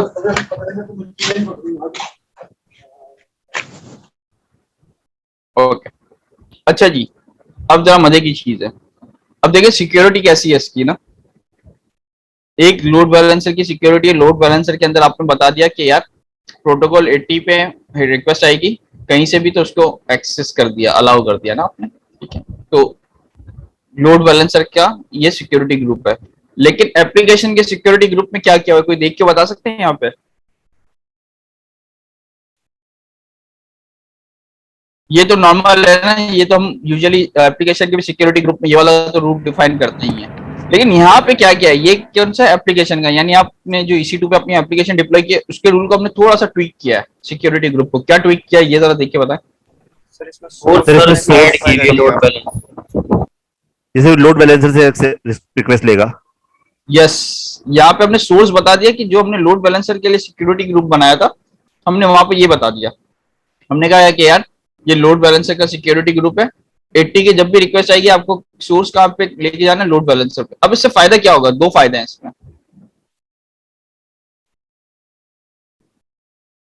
पहले तो आप मुझे ये बताएं, अगर यही वाला सिक्योरिटी रूल आपके सामने हो और मैं यहाँ पे आऊं और क्लाइंट से एक्सेस करूं EC2 के इंस्टेंस को, क्या होगा? क्लाइंट से, क्लाइंट्स का मतलब यानी आपके ब्राउजर से मैं हिट कर रहा हूँ EC2 की IP को, क्या होगा? सर वो नहीं एक्सेस होगा। क्यों नहीं होगा? क्योंकि हमने उसको सिक्योरिटी ग्रुप में नहीं दिया, अलाउ नहीं किया। एग्जैक्टली, समझ में आ रही है दोस्तों आप सबको कि EC2 अब कहीं से भी एक्सेस नहीं हो सकता। ये अब इसकी ब्यूटी है, ये सिक्योरिटी लेयर आपने ऐड कर दी इसके अंदर। EC2 एक्सेस कहां से होगा हमेशा? Via load balancer. Load balancer, यानी इसका मतलब क्या है, सारी ट्रैफिक किसके पास आनी चाहिए? लोड बैलेंसर पे। Load balancer. तो हमने यही किया, हमने सारी डायरेक्ट ट्रैफिक, कर देगा। ये खुद ही लोड बैलेंसर का तो काम ये है कि इसके पास रिक्वेस्ट आएगी तो हमने इसको बताया हुआ है कि यार पोर्ट 80 की रिक्वेस्ट है तो आपको इधर भेजना है, तो ये क्या करेगा, पोर्ट 80 की रिक्वेस्ट लोड बैलेंसर को भेजेगा और लोड बैलेंसर को पता है पोर्ट 80 की रिस्पॉन्स पे मुझे EC2 को भेजना है, तो वापिस जो रिस्पॉन्स आएगा वो 80 का रिस्पॉन्स आएगा, क्लाइंट पे जाएगा। ये देखिए साइकिल बना हुआ है। HTTP की रिक्वेस्ट आई, लोड बैलेंसर पे गई, लोड बैलेंसर ने EC2 को भेजी, EC2 ने वापस लोड बैलेंसर को भेजी और लोड बैलेंसर ने वापस उसी को यूजर्स को दे दी रिक्वेस्ट। रिस्पॉन्स और रिक्वेस्ट रिस्पॉन्स चल रही है। सर जो रिक्वेस्ट आएगी 443 से HTTPS से वो नहीं जाएगी? वो अभी जाएगी ना, क्यों नहीं जाएगी? यहाँ पे हमने नहीं बताया हुआ, डेफिनेटली नहीं जाएगी, लेकिन जाएगी। हम रूल डिफाइन करेंगे ना उसके लिए। अभी हम देखते हैं कि वो HTTPS के लिए हम क्या करते हैं, अभी आता है उस पर भी कोर्स, आज पार्ट है हमारा, तो इंशाल्लाह ताला मैं देखता हूँ कहाँ तक पहुंचा मैं। अच्छा, जब हम लेयर्स की बात करते हैं ना, ये नेटवर्क लेयर्स होती हैं। नेटवर्क लेयर्स मैं आपको जल्दी से दिखा देता हूँ, डिटेल में नहीं जाऊंगा इसकी, लेकिन आप लोग जरूर पढ़ लीजिएगा नेटवर्क लेयर्स।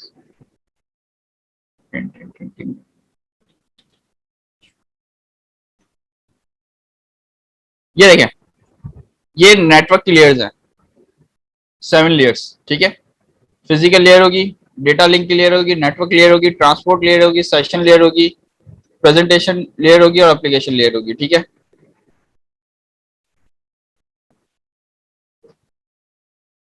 और हम अभी इसमें बात कर रहे हैं लेयर 4 की और लेयर 7 की। तो लेयर 4 जो क्लासिक लोड बैलेंसर की बात कर रहे हैं, ठीक है, अभी थोड़ी देर के लिए ये सपोर्ट करता है टीसीपी की लेयर 4 को और एचटीटीपी और एचटीटीपीएस की लेयर 7। 4 और 7 का क्या मतलब है? लेयर 4 ट्रांसपोर्ट यानी टीसीपी जो अभी हमने देखा, और 7 लेयर का मतलब क्या है? एप्लीकेशन। एप्लीकेशन वाला ये रहा। तो ये थोड़ा सा आप लेयर्स थोड़ी सी देख लीजिएगा समझने के लिए। ये नेटवर्क की लेयर्स होती हैं। तो हमारा जो CLB है वो 2 लेयर्स को सपोर्ट करता है, 4 और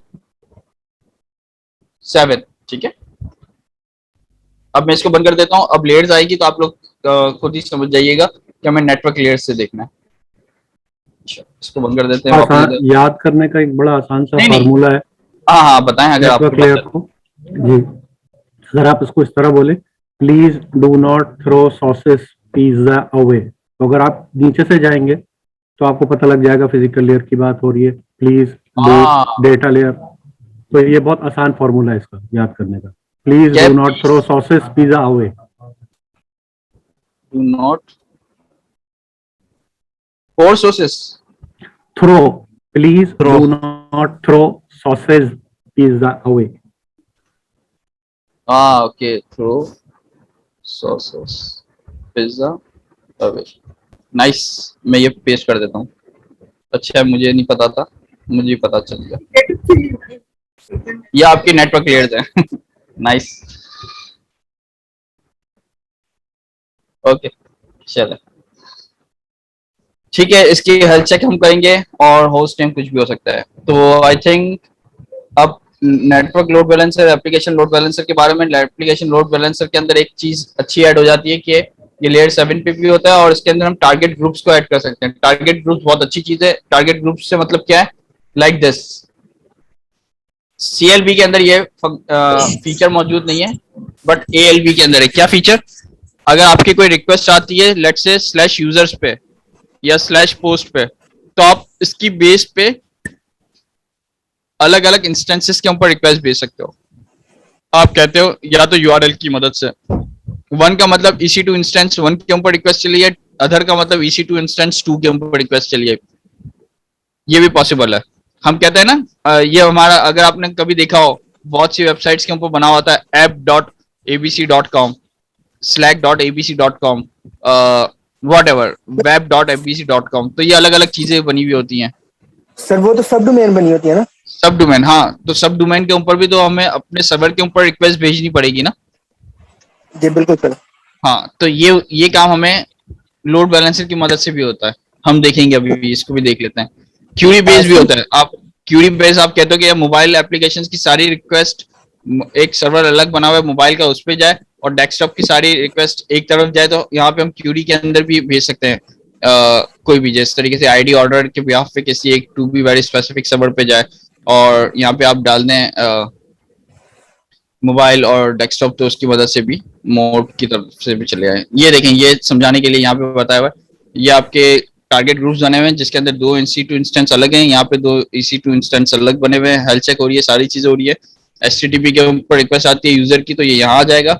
सर्च की आएगी तो ये इन दोनों EC2 इंस्टेंस पे जाएगा। कैसे देखते हैं। एप्लीकेशन लेयर, ठीक है, ये लैम्डा फंक्शंस को भी करता है, प्राइवेट IP एड्रेसेस पे भी होता है, और ऑटो स्केलिंग ग्रुप के अंदर भी बहुत ज्यादा यूज होगा हमारे पास। अभी हम ऑटो स्केल भी करके देखते हैं। हेल्थ चेक होगी, ठीक है, ऑल गुड है।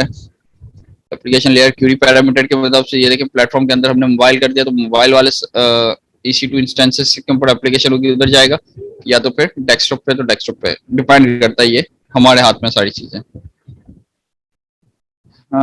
ठीक है, कोई मसला नहीं है यहाँ तक। नेटवर्क लोड बैलेंसर आ गया, इसको भी अभी हम देखते हैं। अब मैं सोच रहा हूँ कि अगर कोई ज्यादा कोई खास चीज नहीं है तो फिर हम इसकी एक प्रैक्टिस कर लेते हैं hands on, I think. But ठीक है। सर क्लासिक लोड बैलेंसर इस तरह से तो बहुत कम यूज होता होगा। क्लासिक लोड बैलेंसर डिसकंटिन्यू भी हो जाएगा। मतलब अगर आप देखें उस पर भी लिखा हुआ है कि ये यूज ना करें, लेकिन सपोर्ट अभी तक मौजूद है। शायद लोग यूज कर रहे होंगे, लेकिन उसमें लिखा हुआ है कि आप यूज ना करें तो ज्यादा बेहतर है। अभी मैं दिखाता हूँ, डेप्रिकेटेड हो चुका है वो। तो सबसे पहले लॉन्च कर लें इंस्टेंसेस को, तो मैं एक साथ ही लॉन्च कर लूंगा 2-3, ताकि हम लोग बार बार लॉन्च करने की जरूरत ना पड़े मुझे। अच्छा, नंबर ऑफ इंस्टेंस हम कहते हैं कि भाई इसके 3 इंस्टेंस बना दो, और नेम क्या रखेंगे हम इसका, वेब ऐप डेमो, ठीक है। AWS लिनक्स आ जाएगा यहाँ पे, क्या है ये है, हाँ फ्री ट्रायल में एलिजिबल है, T2 माइक्रो ही होगा, और क्या होगा ये।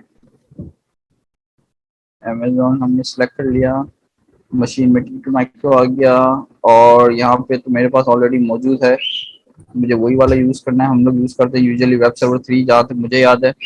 और सिक्योरिटी ग्रुप कहाँ गया इसका, नेटवर्क ये रहा सिक्योरिटी ग्रुप। सिक्योरिटी ग्रुप में हम एग्जिस्टिंग यूज़ करेंगे, एग्जिस्टिंग हमारे पास ऑलरेडी बना हुआ है एचडी वेब सर्वर, तो हम इसी के ऊपर जाते हैं। मुझे नहीं पता कि इसके अंदर हमने लास्ट टाइम छेड़छानी की थी या नहीं, देख लेंगे अगर कोई प्रॉब्लम आया तो। अभी तक सारी चीज़ें ओके, की पेयर दे दिया, सिक्योरिटी ग्रुप दे दिया, इसकी ज़रूरत नहीं है, ये ऐसे ही रहने दो। हाँ, इसकी बहुत ज़्यादा ज़रूरत है, इसके अंदर हमें डालना क्या है, यूज़र डेटा। यूज़र डेटा के लिए मुझे जाना पड़ेगा स्लाइड नंबर, किसी को याद है, जल्दी से बताए। नहीं यार, 37 सर जो स्क्रिप्ट था, यस, स्क्रिप्ट की ये हमने कॉपी की। एंड जनाब वापस चलते हैं, यहाँ पे पेस्ट करते हैं, और पेस्ट करने के बाद हम इसको ये किया, और हमने इसको भी ये कर लिया, ठीक है, ऑल गुड आई थिंक। अगर आप कहते हैं तो हम करने की कोशिश करते हैं, but I am not sure. बस ठीक है, चलो अभी चलाते हैं जल्दी से। यहाँ पे 3 इंस्टेंसेस इसके अप एंड रनिंग करने हैं, ताकि बार बार मुझे अलग से करना ना पड़े। लेट्स सी, हाँ व्यू ऑल इंस्टेंसेस, रिफ्रेश, ठीक हो गया जी। मैं कोशिश चाहूँगा कि इनके नाम को अपडेट कर दूं तो ज़्यादा बेहतर है, आई थिंक।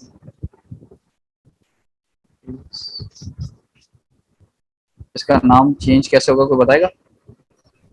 एक तरीका तो उसी के ऊपर भी होता है, वरना ये नेम जो है एक्चुअली बनता है टैग नेम से, पता है आपको? ये टैग नेम ऐड होता है, टैग नेम से आप चेंज कर सकते हाँ। टैग नेम के अंदर नेम इस तरीके से लिख के आप कोई भी डाल दे तो ये ऑटोमेटिक इधर आ जाएगा। ये टैग नेम्स होते हैं बेसिकली इसके।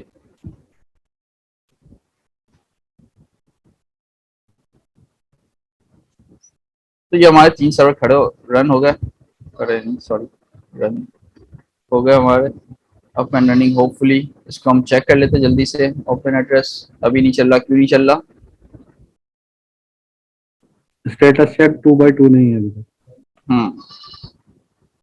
मेरे ख्याल में अभी हमने वो जो वेब सर्वर बनाया ना, वो अप एंड रनिंग नहीं हुआ होगा। सर इनिशियलाइजिंग दिखा रहा है अभी तक। अभी इनिशियलाइजिंग नहीं चल रहा है, देखने में running running running, oh okay, चलें इसको होने देते हैं। अब हम अपना क्या बनाते हैं, सबसे पहले CLB। CLB का क्या मतलब है? Classic load balancer. Classic load balancer, जबरदस्त। अच्छा, सबसे पहले मैं एक दफा इसका सिक्योरिटी एंड ग्रुप देख लूं कि ये मैं एसडी सर्वर कह रहा हूँ तो इसमें HTTP अलाउ है या नहीं है, ये चेक कर लेते हैं। मुझे अलाउ है आई थिंक ना, और सही है, अभी तो सबके लिए अलाउ है। इसको फिर हम बंद करके किसके लिए अलाउ करेंगे, टू बी वेरी स्पेसिफिक, उस स्पेसिफिक ग्रुप के लिए अलाउ करेंगे जो कि नेटवर्क लोड बैलेंसर का होगा, ठीक है, ऑल गुड। उसमें हमने NFS भी किया हुआ था, तो ये NFS है, इसको अभी रहने देते हैं, बाद में रिमूव कर देंगे। ये एक्स्ट्रा चीज़ें पड़ी हुई हैं इसके पास जो कि हमें रिमूव करनी है। ये होती है IPv6 के लिए, जो कि हम अभी यूज़ नहीं करें, हम तो अभी IPv4 पे आई हैं, वर्जन 4 पे। लेकिन और क्लासिक लोड बैलेंसर IPv6 को सपोर्ट नहीं करता, बस ये याद रखिएगा। चले लोड बैलेंसर्स में चलते हैं।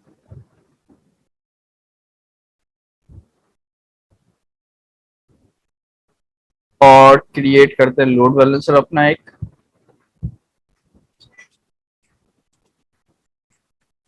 हाँ भाई, कहाँ तक पहुंचे आप? अभी तक नहीं पहुंचे, ठीक है।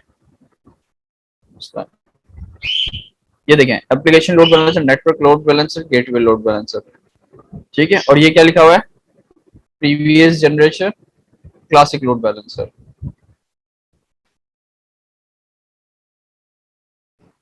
ठीक है, चले आगे चलते हैं, इसको क्रिएट करते हैं। माई CLB dash demo. Sir free tyre में एप्लीकेशन लोड बैलेंस की है ना सिर्फ? फ्री टायर में एप्लीकेशन लोड बैलेंसर भी है, CLB भी है, और जो आपका नेटवर्क लोड बैलेंसर है वो पेड है।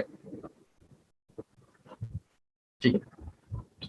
अच्छा जी, हमारी पोर्ट 80 है। ये क्या कह रहा है देखें, लोड बैलेंसर की पोर्ट 80 पे आएगा तो इंस्टेंस की पोर्ट कौन सी पे फॉरवर्ड करेगा? 80।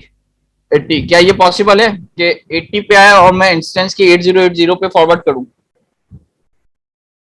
जी सर पॉसिबल है। पॉसिबल है, क्योंकि आपकी एप्लीकेशन हो सकता है किसी और पोर्ट पे चल रही हो।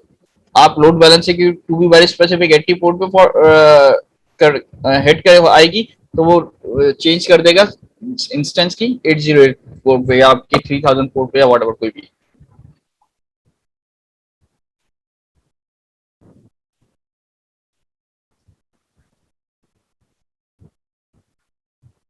इसके लिए मैं अपना सिक्योरिटी ग्रुप बनाऊंगा, my dash first dash load balancer SG।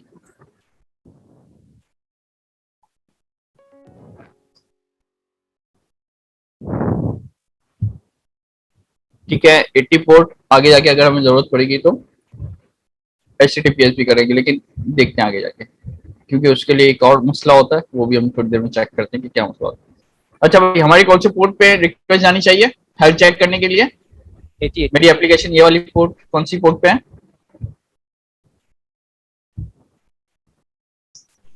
Time लगता है, मैं देख लेता हूँ। हाँ बोलिए।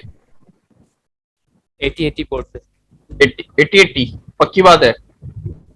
वहाँ पे कौन जाके जाएगा मुझे 80 नहीं होनी चाहिए। वो बना दी हम जब यहाँ पे रिक्वेस्ट को हिट करते हैं तो क्या हम 80 पोर्ट को हिट करते हैं या 8080 पोर्ट को हिट करते हैं? 80 पे होना चाहिए। 80 पे हिट करते हैं। ठीक है, तो हमारी जो एक्चुअल पोर्ट है वो 80 है। यार ये चल जाए ना थोड़ा सा, तो मैं आपको ये वाला सिनेरियो दिखाऊं। मुझे ऐसे देख कहाँ तक पहुंचा ये देख लेते, कोई भी इनिशियलाइज हो गया होगा तो वो चला के देखते हैं।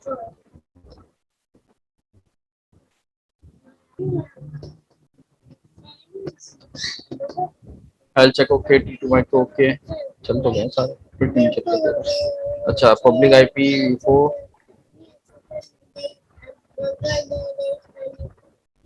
अच्छा ये जा रहा है HTTPS पे। अगर आप गौर से देखें तो ये देखें, मैं जब डायरेक्ट ओपन कर रहा हूँ तो ये किस पे जा रहा है? HTTPS पे। तो क्या हमारा सर्वर HTTPS पे है? HTTP पे। हाँ HTTP पे। HTTPS का मतलब 443 और HTTP का मतलब पोर्ट 80, या आगे 80। तो ये देखें, पोर्ट 80 के ऊपर मैं लिखूं /index.html तो क्या होगा? चलेगा नहीं चलेगा? चलेगा। चलेगा, बिल्कुल चलेगा, क्योंकि हमने इंडेक्स, जब भी पेज ओपन होता है तो index.html को ही फाइंड करता है। ठीक है, ये तो गुड हो गया। और अगर मैं खाली स्लैश लगा दूं तो क्या होगा? चलेगा नहीं चलेगा? चलेगा। एम्प्टी स्लैश ही है, ये स्लैश लगा दिया तो इसका मतलब ये है कि स्लैश पे भी ये चल जाएगा। ठीक है, इन शॉर्ट अभी क्या हो गया मुझे नहीं पता, लेकिन ये स्लैश पे चल जाएगा।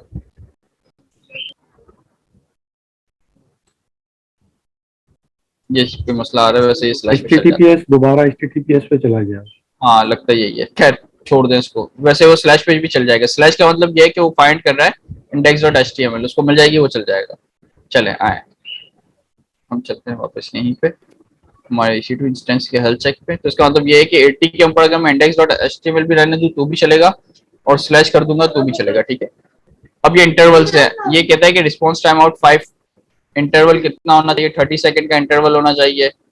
कितने अनहेल्दी होंगे तो ये कहेगा कि ये अनहेल्दी है। अगर 2 अनहेल्दी हुए तो ये कहेगा कि ये अनहेल्दी है। अगर 10 हेल्दी होंगे इसका मतलब ये क्या सपोज करेगा कि ये हेल्दी। हेल्दी है। तो हम, हमारी मर्जी है, जितने भी कहते हैं हम कह देते हैं 4 कम कर देते हैं, 2 पे ये, 4 पे ये, 30 सेकंड इसको छेड़ना चाहें छेड़ दीजिएगा अपने हिसाब से, लेकिन अभी मैं जाने देता हूँ उसको। अब ये कह रहा है कि बताओ इस लोड बैलेंसर के अंदर किसको ऐड करना है? तो हम अभी थोड़ी देर के लिए तीनों को ऐड कर देते हैं। ठीक है, तीनों को ऐड कर लिया, हेल्थ चेक कर दिया, ठीक है, डन हो गया। की जरूरत नहीं है, ये बता रहे कि ये सारी चीजें ओके हैं, ठीक है, जाने दो भाई। ये बना दिया इसने मेरा लोड बैलेंसर। अब हम देखते हैं, हमारा एक लोड बैलेंसर गया। लोड बैलेंसर का ये रहा डीएनएस नेम। इस डीएनएस नेम को मैं कॉपी करता हूँ, कॉपी एंड ज्यादा ओपन करूंगा तो चीजें पढ़ना स्टार्ट हो जाएंगी। इतना ही खोलते हैं, ठीक है। ये सर वापस आपने सी नहीं लिखा, ए बी से पहले सॉरी, मैंने क्या नहीं लिखा? सी आपने लिखना वो सर नेम पूरा कॉपी नहीं किया। नेम को कॉपी नहीं हुआ पूरा, सॉरी। मैं देख लेता हूँ वापस से। ये रहा लोड। ओ सी, स्टार्टिंग में सी रह गया, ओके। सी, ये ले। भाई अब क्या हो गया?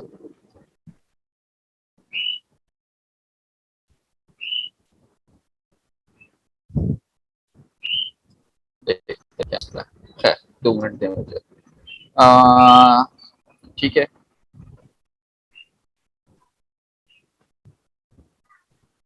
यहाँ पे रिकॉर्ड ऐड हो गया, ठीक है, ये हो गया। इंस्टेंसेस चेक कर लेते हैं क्या हेल्दी हो गए या नहीं हुए। अभी ये सारे के सारे आउट ऑफ सर्विस है। अभी हेल्थ चेक कर रहा होगा, ठीक है। Is still in progress. Out of service का मतलब ये, जब तक ये इन सर्विस नहीं होंगे ना तो आप एक्सेस नहीं कर पाएंगे। इसमें से अगर कोई एक भी इन सर्विस हो गया तो आप एक्सेस कर सकेंगे। अच्छा जी,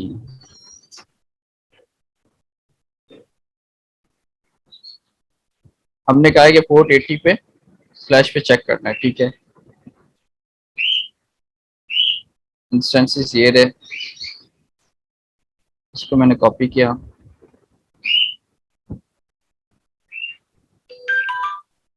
http this चल रहा है, ठीक है। इन शॉर्ट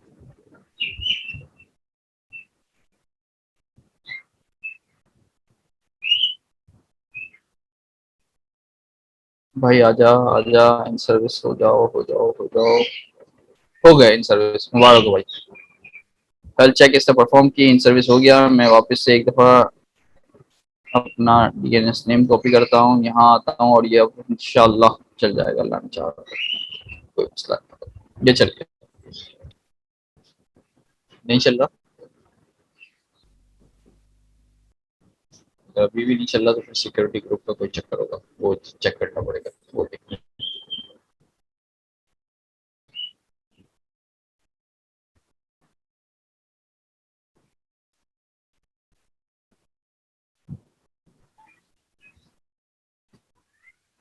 चलो सिक्योरिटी ग्रुप चेक कर लेते हैं जल्दी से कि क्या सिक्योरिटी ग्रुप के अंदर मैंने कोई चीज मिस कर दी है या नहीं। ये रहा security group, my first LB. Edit करते हैं इसको, ठीक है भाई। सिक्योरिटी ग्रुप में जाके एडिट करेंगे, यहाँ से नहीं कर सकता इसको शायद। Security groups, my first LB, क्या किया हुआ इसमें मैंने?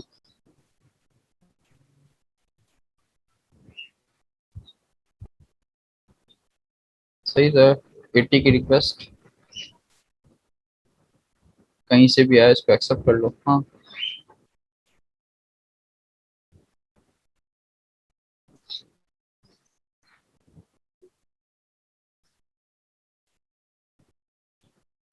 नहीं चल रहा, इसका मतलब यही है कि कोई प्रॉब्लम है, सिक्योरिटी ग्रुप की प्रॉब्लम है इसमें।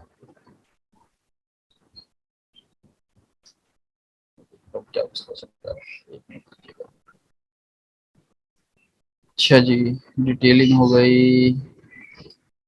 इसको तो मैं एक्सेस कर पा रहा हूँ एप्लीकेशंस को, तो इसका मतलब इसमें कोई मसला नहीं है। मसला आ रहा है हमारे पास लोड बैलेंसर के अंदर। लोड बैलेंसर हमारे पास, लोड बैलेंसर भी एक्टिव हो चुका है, लोड बैलेंसर मशीन तक नहीं जा रहा। तो इसका मतलब सिक्योरिटी ग्रुप ये रहा, security group my first LB security group ये रहा। हम इसको कह रहे हैं कि भाई IP4 TCP पोर्ट रेंज ये टी होगी, डिस्क्रिप्शन ये है, ठीक है, जाने दो। तंग कर रहा है भाई ये देखना चाह रहा हूँ सारी चीजें ओके होने के बावजूद।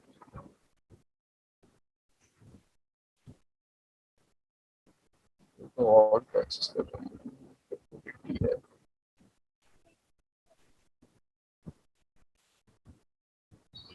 इतना जो टाइम ले रहा है ना, ये ज़्यादातर सिक्योरिटी ग्रुप पे मसला आता है, लेकिन सिक्योरिटी ग्रुप मेरे हिसाब से अभी तक सारी चीज़ें ओके वाली है। अगर इस सिक्योरिटी ग्रुप में आता हूँ और इस वाले सिक्योरिटी ग्रुप में जाऊँ और एडिट कर दूँ इसको, और एडिट करने के बाद मैं कहता हूँ कि HTTP चेक करें, सॉरी HTTP URL चेक करें, वो HTTP पे जा रहा है कि इस पे जा रहा है? अच्छा सवाल है, ये बहुत अच्छा सवाल है, वो भी चेक कर लेते हैं। SSH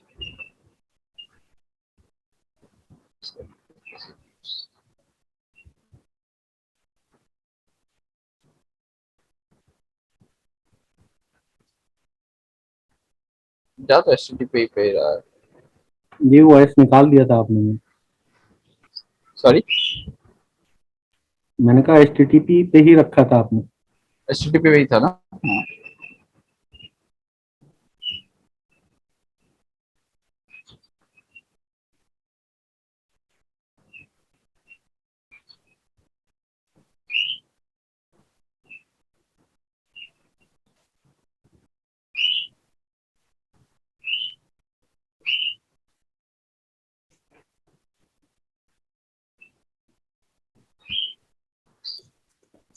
So it's not resolving the name.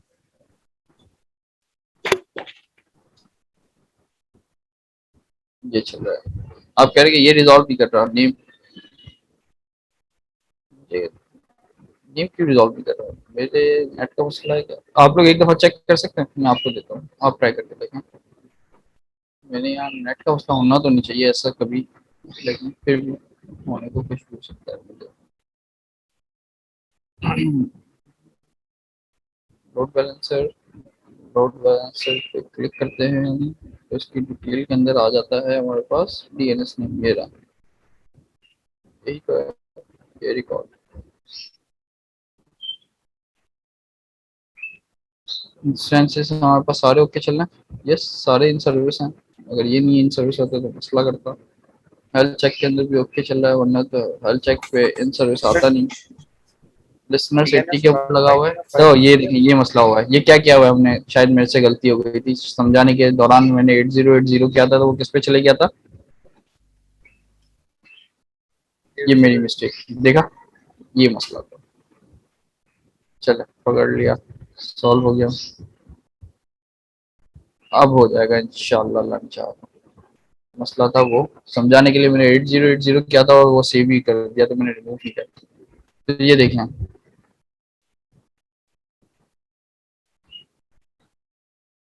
ये मेरी रिक्वेस्ट है,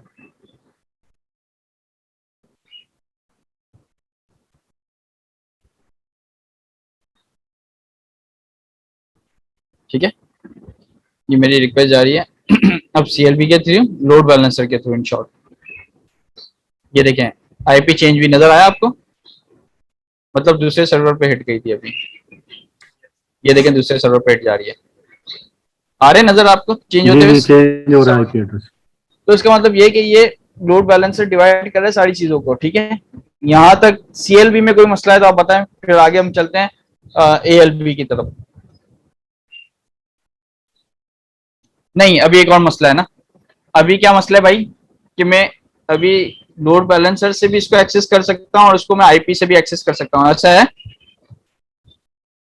सिक्योरिटी एक लेयर और ऐड करने के लिए हमें क्या करना था, तो बताए जल्दी से। एप्लीकेशन SG के अंदर क्या करना है अपने को, पोर्ट 80 की सारी रिक्वेस्ट कहाँ से एक्सेप्ट करेगा ये, यस ये वाला my first load balancer SG, okay. You may not specify a reference of group ID from exit।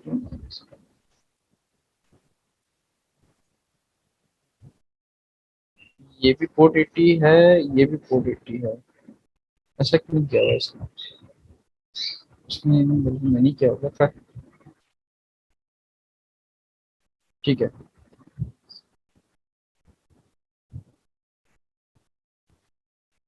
अच्छा हाँ, इसके अंदर एक और मसला है कि आप जब भी कोई एडिट करने जाए ना, तो एडिट करने के लिए कोशिश कीजिएगा कि जो करंट हो उसको अपडेट ना करें। अगर आपको, जैसे मुझे टीसीपी एचटीटीपी के 80 पोर्ट को करना था, तो मैं भी इसको कर रहा था, तो ये तंग करेगा, मुझे एक नया ऐड करना पड़ेगा। उसको डिलीट ही कर दिया मैंने। अब मैं यहाँ जाता हूँ, टीसीपी पोर्ट, यहाँ से एचटीटीपी ले लेते हैं, लाइक दिस, ये एचटीटीपी हो गया। और यहाँ से अगर करते हैं LB dash first load balancer मेरा सेव, अब ये हो गया। तो ये याद रखिएगा कि ये जब से ये अपडेट हुआ है ना, तब से ये है कि पहले हम इसको अपडेट करते थे तो वो अपडेट हो जाता था, लेकिन अब ये अपडेट इस तरह डायरेक्ट नहीं होगा। आपको जो पहले से आपने रूट लिखा होगा उसको डिलीट करना है, एंड देन उसको नया ऐड करना है। अपडेट नहीं करना है, यानी ऐड करना है वापस से डिलीट करके, तो हो जाएगा। अब देखें, अभी जो मेरा ये लोड बैलेंसर से रिक्वेस्ट है, ये तो जा रही है बिल्कुल परफेक्ट, कोई टेंशन नहीं हो रही इसमें। आईपी भी चेंज हो रही है, सब कुछ चल रहा है। अब हम चलते हैं जरा सा आईपी के ऊपर,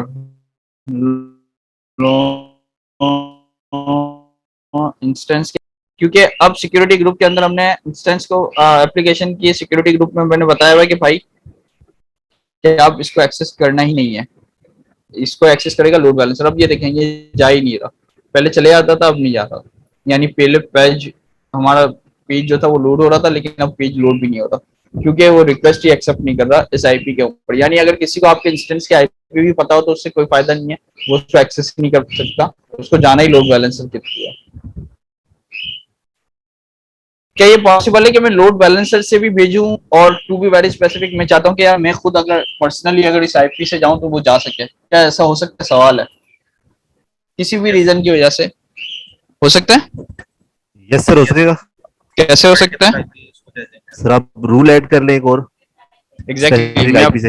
हाँ, अपनी पब्लिक आईपी वहां पे दे दूं और कह दूं कि भाई 80 पोर्ट अगर इस आईपी से हो तो उसको अलाउ करना, वरना इसके अलावा अलाउ नहीं करना। तो ये भी पॉसिबल है, लेकिन उसके लिए आपकी आईपी कौन सी होनी चाहिए? स्टैटिक आईपी होनी चाहिए। स्टैटिक आईपी होनी चाहिए, ताकि वो हमेशा चेंज ना हो। ठीक है, गुड, चले आगे चले। सीएलबी हो गया, ठीक हो गया। अब हम आते हैं, इसको बंद कर देते हैं सीएलबी पे, यहाँ पे आते हैं। अच्छा, सीएलबी में इंस्टेंसेस तो हमें चाहिए, क्योंकि आगे भी हमें इंस्टेंसेस यूज करने हैं। अब हम चलते हैं एएलपी की तरफ, ठीक है। मैं लोड बैलेंसर पे आके सबसे पहले सीएलबी को रिमूव कर देता हूँ, ठीक है, ताकि हम लोग क्लियर रहें कि हमारे पास अब सिर्फ एक ही चल रहा है। चाहे तो हम बना सकते हैं, कोई मसला नहीं है, दूसरा भी बन जाएगा। जी जी, कुछ सवाल है? जी सर, आपने जो लोड उसको एप्लीकेशन, आवाज बिल्कुल नहीं आ रही दोस्त। हाँ,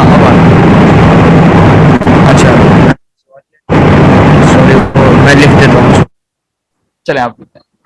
अच्छा जी, हम बनाते हैं ALB डैश डेमो, ठीक है। ओके, एप्लीकेशन लेयर बना दिया, इंटरनेट फेसिंग यूज करनी है, करना है, रीजन पे खट, अभी सारे लेना चाहूँ तो सारे ले सकता हूँ, आपकी मर्जी है। खैर अभी मैं ले लेता हूँ, पैसे तो लगे हुए नहीं है, टेंशन नहीं है। यानी इन सब पे जो भी इंस्टेंसेस मौजूद होंगे आप उसको एक्सेस कर लेंगे, ठीक है। अच्छा जी, सिक्योरिटी ग्रुप ये वाला नहीं चाहिए मुझे, मेरे पास मेरा ऑलरेडी बना हुआ है, माई फर्स्ट LBSG, वही ले लेता हूँ। डिफॉल्ट हटा देता हूँ, ताकि मेरे पास एक सिक्योरिटी ग्रुप ही चल रहा हो जो कि पोर्ट 80 को अलाउ कर रहा है एज यूजुअल जो मुझे चाहिए, ठीक है। लिसनर अभी मैंने 80 पोर्ट पे ही लगाया हुआ है, ठीक है। अब मैंने जैसे कहा था, इसमें हम टारगेट ग्रुप्स बना सकते हैं। CLB के अंदर टारगेट ग्रुप नहीं बना सकते, तो हम अपना सबसे पहला टारगेट ग्रुप बनाते हैं, ठीक है। अच्छा जी भाई, इंस्टेंस पे, हाँ डेफिनेटली इंस्टेंस पे आईपी भी बना सकते हैं, लैम्डा फंक्शंस पे भी बना सकते हैं, और एक और एप्लीकेशन लोड बैलेंसर भी बना सकते हैं, ठीक है। पोर्ट 80 होगी, ठीक है। VPC है, HTTP 1 पे सपोर्ट है या 2 पे, ये आप बताएंगे। हेल्थ चेक वही वाली जो हमने पुरानी की थी, यहाँ पे हमने बता दी पोर्ट 80, तो यहाँ पे हमने बता दिया HTTP के ऊपर स्लैश पे चेक करना है, ठीक है। ऑल गुड, ये हमारा सबसे पहला बनेगा। पहले हम बनाते हैं फिर हम दूसरे की तरफ जाते हैं, पहले एक रेडी कर लेते हैं। अब ये कहता है कि इन दोनों के ऊपर, ओ सॉरी, इस टारगेट ग्रुप में कौन से, तो आप एक भी कर सकते हैं, दो भी कर सकते हैं, तीन भी कर सकते हैं। यहाँ पे अभी मैं यहाँ पे दो करता हूँ थोड़ी देर के लिए, ठीक है, और इसको इंक्लूड करवाना पड़ेगा। अभी मैंने दो ऐड किया तो ये दोनों ऐड इसके अंदर हो गए। अभी एक हमने छोड़ा कौन सा एप्लीकेशन, याद रखिएगा मैंने वेब 3 को ऐड नहीं किया हुआ ALB लोड बैलेंसर के अंदर अभी तक। क्यों नहीं किया अभी मैं बताता हूँ थोड़ी देर में। इसको मैं क्रिएट करता हूँ और ये मेरा फर्स्ट ग्रुप, ये देखें टारगेट ग्रुप्स यहीं पे आ जाते हैं आपके पास लोड बैलेंसर के अंदर। तो ये मेरा फर्स्ट टारगेट ग्रुप ऐड कर दिया मैंने। अब मैं सिर्फ देख लेता हूँ उसको चला के कि यार ये ओके है या नहीं है, ठीक है। लोड बैलेंसर पे चलता हूँ, लोड बैलेंसर से अपना ALB क्लिक करूंगा।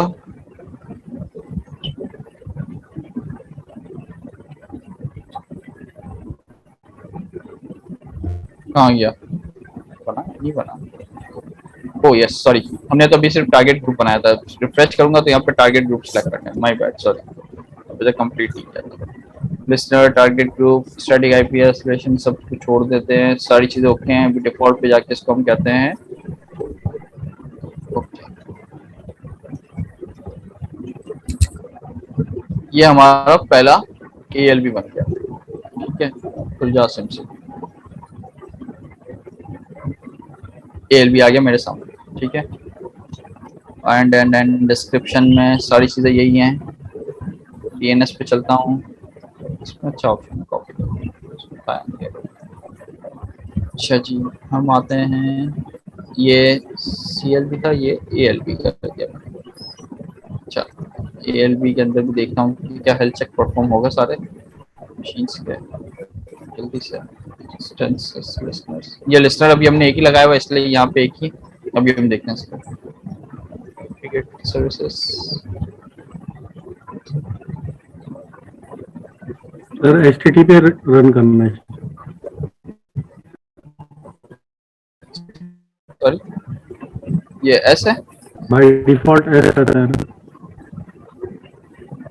आई थिंक अभी तक वो इन सर्विस में नहीं आएंगे, मैं देख लेता हूँ एक मिनट। ये टारगेट ग्रुप्स हैं इसके, टारगेट ग्रुप के अंदर कितने दो इंस्टेंसेस मौजूद हैं, हेल्थ चेक करें। अभी 0 अनहेल्दी है, एक भी हेल्दी नहीं हुआ। इनिशियल 2 अभी ना हेल्दी हुए हैं ना अनहेल्दी हुए हैं, अभी तक चेक कर रहा है वो मॉनिटरिंग में। 2 मिनट नहीं है, जब तक हो जाएगा, जब तक ये हेल्दी नहीं आएगा यहाँ पे, जब तक आप इसको एक्सेस नहीं कर पाएंगे। हमारे दो टारगेट्स हैं, ये अभी हेल्थ चेक कर रहा है, परफॉर्म कर रहा है इनिशियल स्टेज में। चल यार, चलें ये जब तक कर रहा है हम एक स्टेप और आगे चलते हैं, ठीक है। ये हो जाएगा तो अभी देख लेंगे, ये जब तक हेल्दी नहीं होगा जब तक हम इसको एक्सेस नहीं कर पाएंगे। टारगेट ग्रुप एक और नया ऐड करते हैं, इसकी जो ब्यूटी है ना ALB की वो दिखाता हूँ मैं आपको। अब मैं कहता हूँ एक टारगेट ग्रुप और ऐड कर दो, इंस्टेंस सही है, इसको हम कह देते हैं my second target dash group. ठीक हो गया जी, प्रोटोकॉल HTTP हो गया, ठीक है, 1 हो गया, डैश हो गया। हेल्थ चेक्स यहाँ पे एक्चुअली मैंने इंटरवल 30 सेकंड का लगा, इसको मैं थोड़ा सा कम कर देता तो थोड़ा सा और जल्दी हो जाता, लेकिन ठीक है, लेट इट बी। इसके अंदर अब होता है कि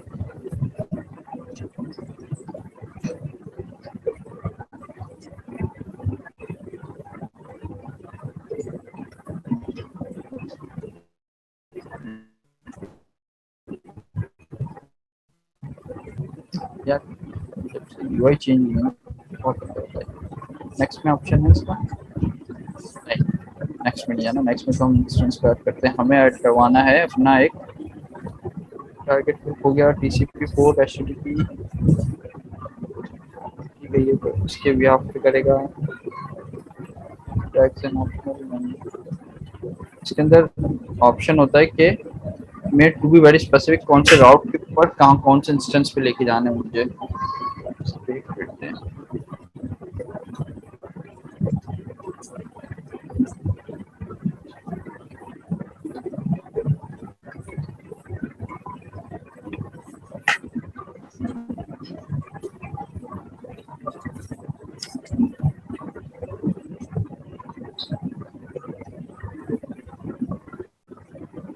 हेल्थ चेक से रिलेटेड है, इसमें कुछ भी नहीं करना। टारगेट ग्रुप के अंदर अपने राउट्स कैसे बताऊं? अच्छा सॉरी माय बैड, इसमें टारगेट ग्रुप यहाँ से ऐड नहीं होगा, इसको मैं बंद कर रहने दो फिर उसका। ठीक है, ALB कहाँ गया? ये रहा ALB डेमो पे गए हम। लिसनर को ऐड करना है, सॉरी मेरे मेरे इससे गलती होगी, लिसनर को ऐड करना है। ठीक है, ये हमने ग्रुप बनाया हुआ है, इसके अंदर व्यू एंड एडिट रूल्स हैं। इसके अंदर देखें एक रूल डाला हुआ है जो कि पहला जो सिंपल सा था कि IP की सारी रिक्वेस्ट आएगी वो यहाँ पे जा रही है। ठीक है, गुड हो गया। अब हम ऐड करते हैं नया इंसर्ट। यहाँ पे आपको बताने के क्या करना है, क्या करना है भाई, मुझे मैं पाथ बताता हूँ थोड़ी देर के लिए। मैं कहता हूँ यार जब भी /टेस्ट के ऊपर रिक्वेस्ट आए, क्या करना है, इसको यहाँ पे आए और रीडायरेक्ट करना है या फॉरवर्ड करना है। हम कहते हैं फॉरवर्ड कर दो, कहाँ पे? सिक्योरिटी ग्रुप बता रहे हैं यहाँ पे। अब अभी मेरे पास एक ही सिक्योरिटी ग्रुप बना हुआ है, ये कहाँ पे लेके जाएगा मुझे? इस वाले सिक्योरिटी ग्रुप में सबसे पहले बताएं कितने इंस्टेंस मौजूद है।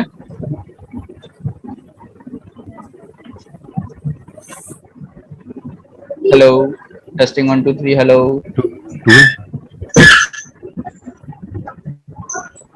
हेलो, आवाज आ रही है सबको? जी सर। हाँ, तो ये बताएं कि ये जो हमने सिक्योरिटी ग्रुप पहले फर्स्ट बनाया था उसमें कितने इंस्टेंसेस मौजूद है हमारे पास? 2। तो क्या मैं इस पे लेके जाऊं? लेके जा सकता हूँ, यस और नो? पहले तो ये बताएं। जा सकता हूँ, लेकिन अब मुझे क्या करना है कि इस सिक्योरिटी ग्रुप के अंदर 2 हैं, लेकिन मैं चाहता हूँ यार मेरा जो तीसरा वाला है ना, वो जब ये /टेस्ट पे रिक्वेस्ट आए तो हमेशा वो थर्ड वाले पे लेके जाता है। इसके उसके लिए मुझे क्या करना पड़ेगा? एक और सिक्योरिटी ग्रुप बनाना पड़ेगा, target group, security group, sorry my bad. एक नया टारगेट ग्रुप बनाना पड़ेगा जो कि मैं कह देता हूँ टू बी वेरी स्पेसिफिक, यहाँ पे my test dash target dash group. ठीक है, और वही HTTP ये वो सही है, सारी चीज ऐसे ही जान देता हूँ, भले इसको थोड़ा सा टाइम भी लग जाए। मेरा ये नहीं था, इसको भी मैं ऐड कर देता हूँ, ये इधर ऐड हो गया टारगेट। अब देखें मेरा जो पहला टारगेट था उसमें 2 इंस्टेंस थे, मेरा जो दूसरा टारगेट है उसमें 1 ही इंस्टेंस है। ठीक है, अब देखें ये मजे की चीज इसमें ये आती है कि यहाँ पे मैं कहता हूँ कि जो भी /टेस्ट की रिक्वेस्ट है पाथ के अंदर अगर /टेस्ट हो तो उसको कहाँ पे लेके जाना है? इसको इसको मैं डिलीट करता हूँ, सेट करता हूँ फॉरवर्ड टू, शायद आ जाए 2, अभी भी नहीं आया। आई थिंक रिफ्रेश करना रेडी नहीं हुआ सर अभी। हाँ रेडी हो गया होगा, उसमें मसला नहीं है। यहाँ पे इसको ना रिफ्रेश करना पड़ता है यहाँ पे आने के लिए उसको। अच्छा, मतलब से डिफरेंट यस यस, इसके अच्छी चीज है।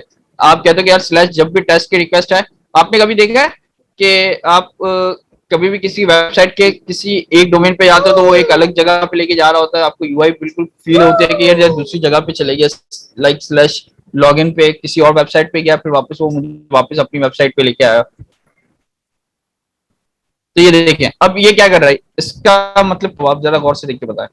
ये कह रहा है कि जब भी पाथ के अंदर क्या मिला, इस टेस्ट, यानी आपने लिखा abc.com/test, तो ये कहाँ पे लेके जाएगा? इस वाले ग्रुप पे। और इस वाले ग्रुप के अंदर हमने कितने इंस्टेंस रखे हुए हैं अभी? एक। तो ये हो गया मेरा काम। ठीक है, एक और भी बना लेते हैं, इसको सेव करते हैं पहले। ये एक दूसरा बन गया, अब एक तीसरा भी बना लेते हैं। ये तो डेफिनेटली अभी चलेगा या नहीं चलेगा, पहले तो ये बताएं टेस्ट वाला।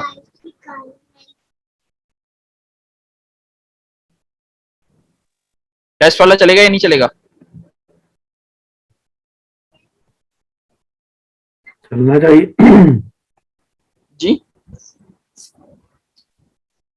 यार, चलना कॉमन चाहिए। सेंस की बात है ना, टेस्ट वाला चलेगा या नहीं चलेगा? मतलब अभी तक आप करते हुए आ रहे हैं ना काम। टेस्ट नहीं चलेगा, क्यों नहीं चलेगा?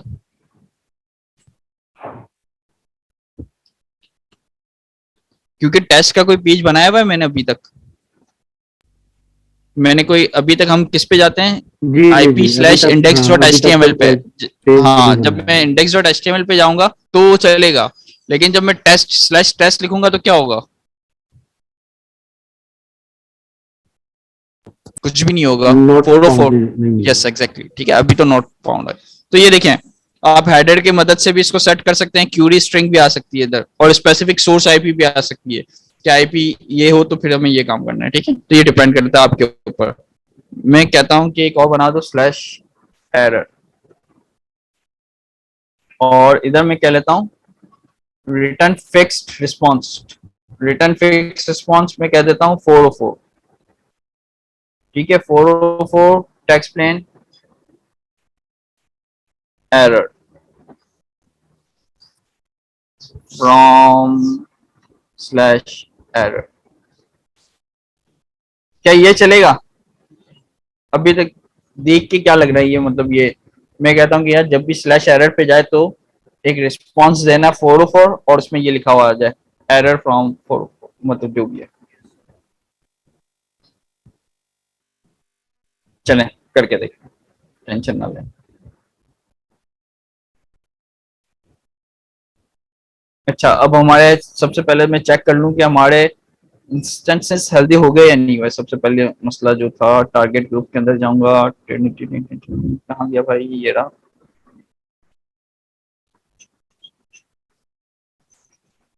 ALB का डेमो फर्स्ट उठा लेते हैं, इसके अंदर 2 थे। हेल्थ चेक देख लें, हेल्दी हो गए तो इसका मतलब 100% ये चल जाना चाहिए। अगर सारी चीजें ओके हैं, ALB पे जाता हूँ और ALB से मैं इसकी डिस्क्रिप्शन उठाता हूँ, और इसकी डिस्क्रिप्शन उठा के मैं इसको कर लेता हूँ DNS नेम को कॉपी।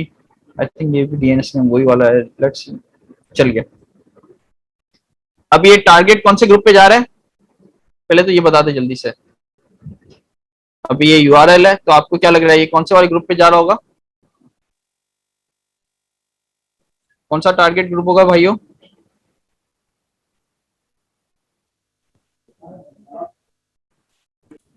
सन्नाटा चल रहा है, या तो सारी चीजें समझ में आ रही है या बिल्कुल भी समझ में नहीं आ रहा। मुझे लग रहा है, जहां तक मुझे लग रहा है समझ में नहीं आ रहा, ऐसा है?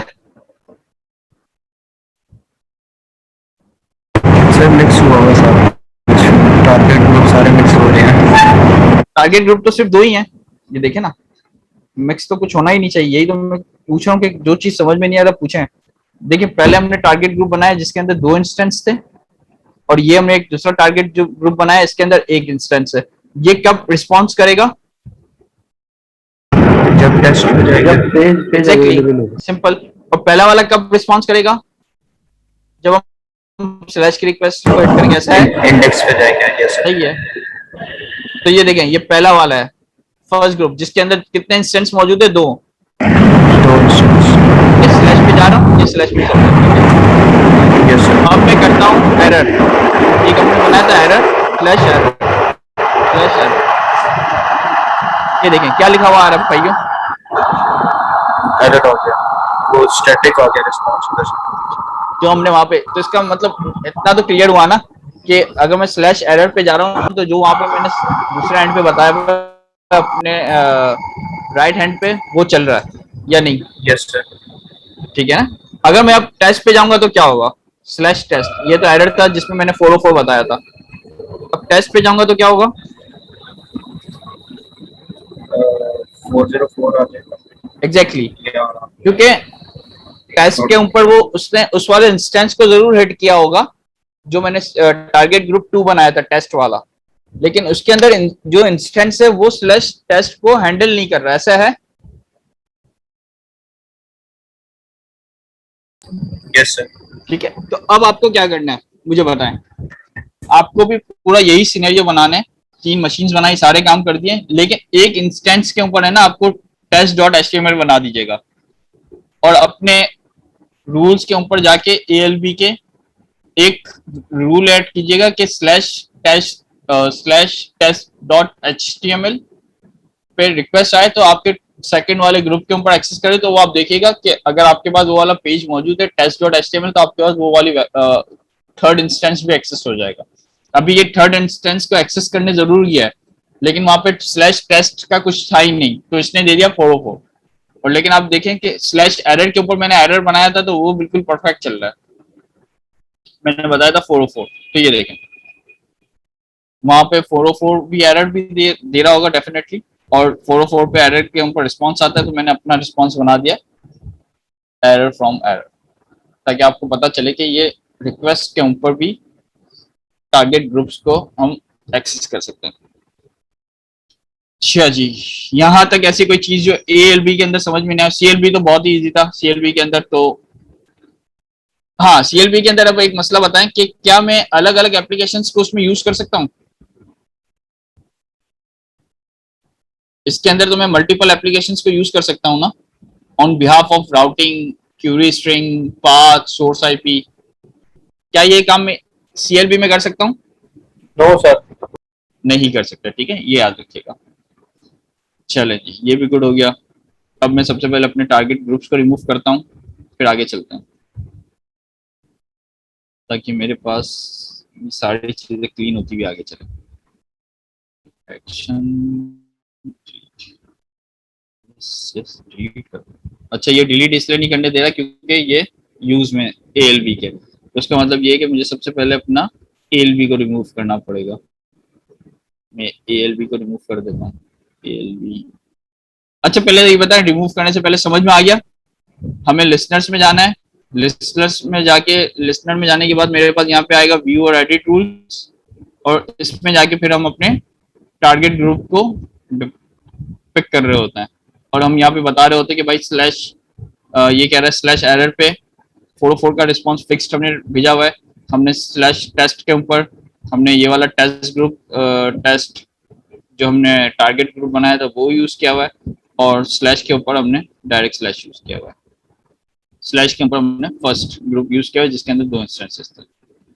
ठीक है, यहाँ तक आई थिंक ऑल गुड है। मैं ALB को रिमूव कर देता हूँ अब, ताकि क्लियर हो जाए चीजें। Delete, delete. CLB को भी रिमूव कर देता हूँ ताकि मेरे पास कुछ पड़ा हुआ ना हो और सारी चीजें क्लियर हो। बिलिंग को भी सेफ रखने के लिए सारी चीजें कर लेते हैं। अच्छा, अब ये इजीली रिमूव हो जाएंगे क्योंकि मैंने ALB को रिमूव कर दिया, अब ये यूज में नहीं है। ठीक है, यानी मैंने अपना सारा काम सिक्योरिटी ग्रुप में अभी मैंने रहने दिया हुआ है, अपना security group my first LB, तो वो रहने देते हैं। ठीक है, अच्छा अब हम आते हैं नेटवर्क LB के ऊपर, NLB। अब वो पेड है, मैं आपको करके जरूर दिखा देता हूँ, लेकिन वो पेड है, आप लोग करना चाहें तो करिएगा अपने पास, ना करना चाहें तो ना करिएगा, कोई खास फर्क नहीं है ALB और NLB में। हाँ, लेकिन ये जब ज़्यादा परफॉर्मेंस और अच्छा रिस्पॉन्स और सारी चीज़ें चाहिए हो ना, फास्ट बहुत, इस टाइप की चीज़ों के लिए फिर हम लोग NLB की तरफ जाते हैं। मैं दिखाता हूँ आपको थोड़ा सा स्लाइड से, 1 मिनट दीजिएगा। 100 नंबर स्लाइड के ऊपर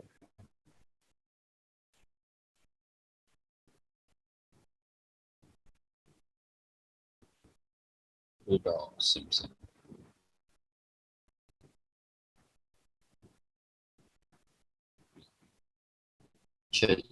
में था 100 नंबर स्लाइड, ये रहा। उसमें हम HTTP की ट्रैफिक्स को हम देखते थे, इसमें हम TCP लेयर्स को देखेंगे, TCP और UDP को। TCP भी 80, HTTP में पोर्ट 80, इसका क्या मतलब है, और TCP में पोर्ट 80 का क्या मतलब है? हाँ, हमेशा बताते हैं ना HTTP port 80 and then do this. HTTP application protocol, TCP जो ये आपका ट्रांसपोर्ट प्रोटोकॉल। एग्जैक्टली, HTTP का हमेशा मतलब होता है पोर्ट नंबर कौन सी, 80 को हम कहते हैं क्या, HTTP पोर्ट।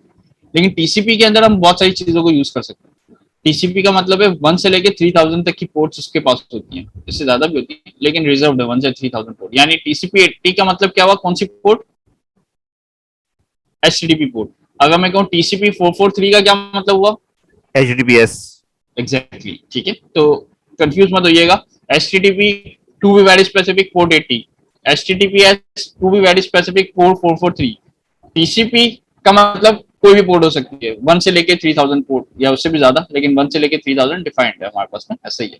तो TCP 80 यानी HTTP की पोर्ट हो गई, equals to TCP 443 equals to HTTPS। TCP 22 इसका मतलब क्या हुआ, किसी को याद है? SSH, एग्जैक्टली, SSH का मतलब 22 पोर्ट, और TCP 22 पोर्ट का मतलब डेफिनेटली SSH। अच्छा, इस पे 1 स्टैटिक आईपी मिलती है पर अवेलेबिलिटी जोन के ऊपर, ठीक है।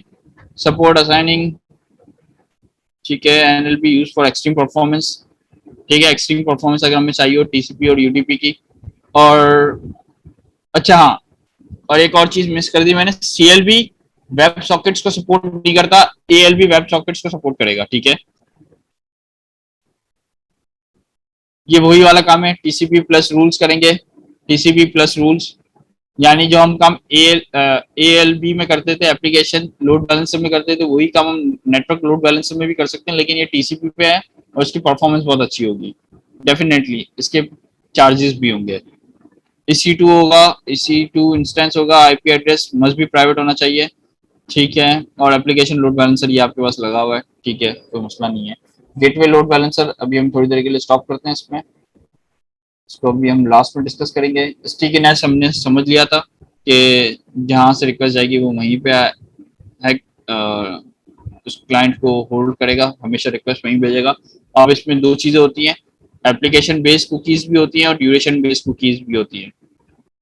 तो एप्लीकेशन बेस्ड कुकीज के अंदर हम कस्टम अपनी कुकीज भी बना के भेज सकते हैं, जो हम भेजते हैं हमेशा क्लाइंट के ऊपर, तो उसकी मदद से भी वो उसको देख सकता है। और एप्लीकेशन कुकीज ये खुद ही हैंडल कर रहा होता है, तो आपको टेंशन लेने की जरूरत नहीं। अगर आप कस्टम बनाना चाहते हैं तो वो कहता है कि ये वाले कीवर्ड्स से आप कुकीज ना बनाए तो ज्यादा बेहतर है, और बनाने भी नहीं चाहिए, क्योंकि ये वाले जो कीवर्ड्स रिजर्व्ड हैं ये AWS यूज करता है। जैसे AWS ALB application load balancer app, ये देखिए यहाँ पे कीवर्ड यूज हुआ है, तो ये एप्लीकेशन कुकी यूज करता है खुद AWS। और ड्यूरेशन बेस्ड कुकीज के अंदर ये 2 कुकी के नेम यूज किए जाते हैं, तो ये लोग मना करते हैं कि इसको यूज नहीं करना चाहिए। आप अपनी कुकीज का नाम कुछ भी बना लें, कोई मसला नहीं, वो हम डिफाइन भी करते हैं, वो दिखाता हूँ आपको थोड़ी देर। ये देखें, ये बहुत इंटरेस्टिंग है, जिस तरीके से मैंने थोड़ी देर पहले भी बताया था, क्लोज जोन लोड बैलेंसिंग। एक होता है with cross zone load balancing और एक होता है विदाउट। विद में क्या फायदा है, ये देखिए, ये फायदा है विद में कि लोड बैलेंसर को डिवाइड करता है क्रॉस जोन अवेलेबिलिटी। यहाँ पे भी 50 रिक्वेस्ट, यहाँ पे भी 50 रिक्वेस्ट, तो ये इसको डिवाइड कर देगा। लेग से आपके पास 10 है तो ये 10 10 10 10 10 10 सब पे डिवाइड कर दिया, तो ये क्रॉस जोन लोड बैलेंसिंग है। विदाउट क्रॉस जोन में क्या होता है, यहाँ पे भी 50 रिक्वेस्ट है, यहाँ पे भी 50 रिक्वेस्ट है। अब ये क्या कर रहा है, जोन के हिसाब से इस 50 रिक्वेस्ट को यहाँ पे इसने डिवाइड कर दिया अपने इंस्टेंसेस के हवाले से, और इस जोन में इस 50 को डिवाइड कर दिया 25 25 में। तो इसमें डेफिनेटली लोड का थोड़ा सा वो होता है कि अब इसमें लोड ज्यादा हो गया है, इसमें लोड कम है इस वाले अवेलेबिलिटी जोन में। जब अगर हम क्रॉस अवेलेबिलिटी जोन यूज करेंगे तो इसमें क्या होगा, cross zone load balancing use करेंगे, सॉरी, तो इसमें ये डिवाइड कर देगा जोन पे, जोन वाइज भी डिवाइड कर देगा। अभी हमारा एक ही जोन में हमने एक ही लोड बैलेंसर यूज किया, अगर अलग अलग लोड बैलेंसर होंगे तो ये उसको डिवाइड कर देगा, आपको टेंशन लेने की जरूरत नहीं। इसके अंदर अलाउ करना पड़ता है, वो हम देखते हैं अभी, लेकिन क्रॉस जोन लोड बैलेंसिंग का ये फायदा है कि वो जोन वाइज डिस्ट्रीब्यूट कर देगा, और विदाउट ये जोन वाइज डिस्ट्रीब्यूट नहीं करेगा, वो जोन के अंदर जितने भी इंस्टेंसेस होंगे फिर उसी हिसाब से उसको डिस्ट्रीब्यूट करेगा, ठीक है। एप्लीकेशन लोड बैलेंसर के अंदर ये कांट बी डिसेबल, ये हमेशा ऑन ही होता है, तो आपको ऑन करने की जरूरत नहीं है और उसके कोई चार्जेस नहीं है। नेटवर्क लोड बैलेंसर के अंदर डिसेबल होता है बाय डिफॉल्ट, हम इसको ऑन कर सकते हैं और इसके चार्जेस हैं अगर हम अवेलेबिलिटी जोन के हिसाब से अगर इसको देखते हैं। क्लासिक लोड बैलेंसर के अंदर बाय डिफॉल्ट डिसेबल होता है और उसको हम इसके चार्जेस भी कोई नहीं है, तो इसका अंदर बाय डिफॉल्ट डिसेबल है। ओके, अब हमने एल भी देखा, सी भी देखा, नेटवर्क लोड बैलेंसर देख लेते हैं जल्दी से, और फिर इसके अंदर 2 3 चीजें रह गई छोटी छोटी, तो इसके बाद हमारा ये लोड बैलेंसर एक्चुअली निकल जाएगा। उसके बाद फिर हम दूसरी चीजों को देखते हैं। चलिए, अच्छा जी, लोड बैलेंसर के अंदर जाएंगे। लोड बैलेंसर के अंदर क्रिएट लोड बैलेंसर, अब हम करेंगे नेटवर्क लोड बैलेंसर, ठीक है, वही NLB dash demo internet basin IP4, यही सारे काम है, सारे जोन्स हैं आपके पास।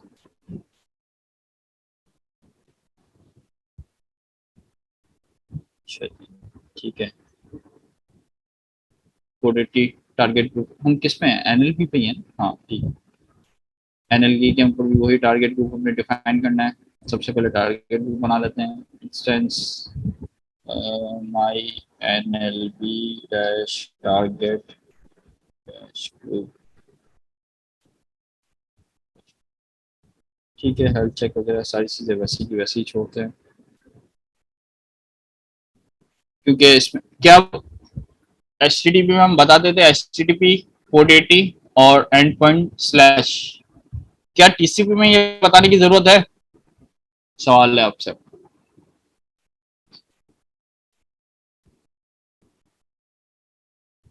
हेलो हेलो, टेस्टिंग 1 2 3, नेट चल रहा है?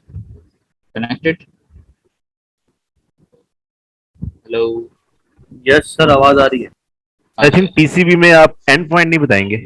एग्जैक्टली, टीसीपी में मैं एंड पॉइंट बताने की जरूरत नहीं है, क्योंकि टीसीपी जो कनेक्ट होता है वो किससे कनेक्ट होता है? आपकी पोर्ट से। तो आपको हाँ, अगर पोर्ट से ये कनेक्ट हो गया, टीसीपी 80 पोर्ट, इसको कनेक्शन एस्टेब्लिश हो जाता है, तो इसका मतलब ये हेल्दी है। ठीक है, इसमें टू बी वेरी स्पेसिफिक किसी एक राउट के ऊपर जाने की जरूरत नहीं होती, क्योंकि HTTP के ऊपर हमें राउट मिलता है।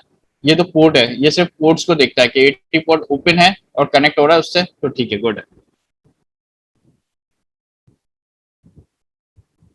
ठीक हो गया, ये भी ठीक हो गया। ठीक है, अब इसको करते हैं ओके।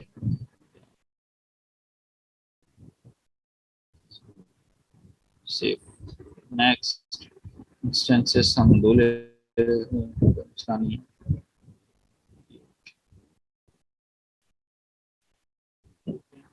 ठीक है,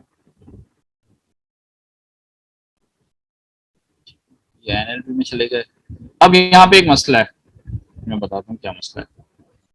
अच्छा, वो कंप्लीट हुआ था या नहीं हुआ था? सेव। इसमें एक मसला है, वो मैं दिखाता हूँ। Create load balancer, sorry, refresh. ठीक हो गया। इसमें एक मसला है, वो मैं आपको बताता हूँ। ये चलेगा नहीं, ये चलेगा नहीं। क्यों नहीं चलेगा, इसका भी रीजन है, मैं भी आपको दिखाता हूँ। टारगेट को, ठीक है, ये भी फिट करेगा, इसको हेल्दी होगा तो फिर हम देखते हैं इसको। ठीक है, इसमें एक मसला है, जरा गौर से देखिएगा। जब हमने सिक्योरिटी ग्रुप बनाया था, सिक्योरिटी ग्रुप के अंदर हमने बताया था कि पोर्ट 80, HTTP की पोर्ट 80 को राउट कर दो आप सिक्योरिटी ग्रुप के हिसाब से लोड बैलेंसर के ऊपर। ठीक है, तो टीसीपी वो में सही नहीं था चल रहा वो। था। हाँ, अब यहाँ पे अगर हम TCP ले रहे हैं ना, तो TCP हम टू बी वेरी स्पेसिफिक इस लोड बैलेंसर को नहीं बता रहे, हम पोर्ट 80 बता रहे हैं, तो इसके लिए हमें एप्लीकेशन से हर जगह से अलाउ करवाना पड़ेगा। ठीक है, क्यों? क्योंकि हमने जरा देखा अभी कि इसकी IP जो है ना, वो प्राइवेट होती है हमारे पास NLV के अंदर। IP address must be private IPs।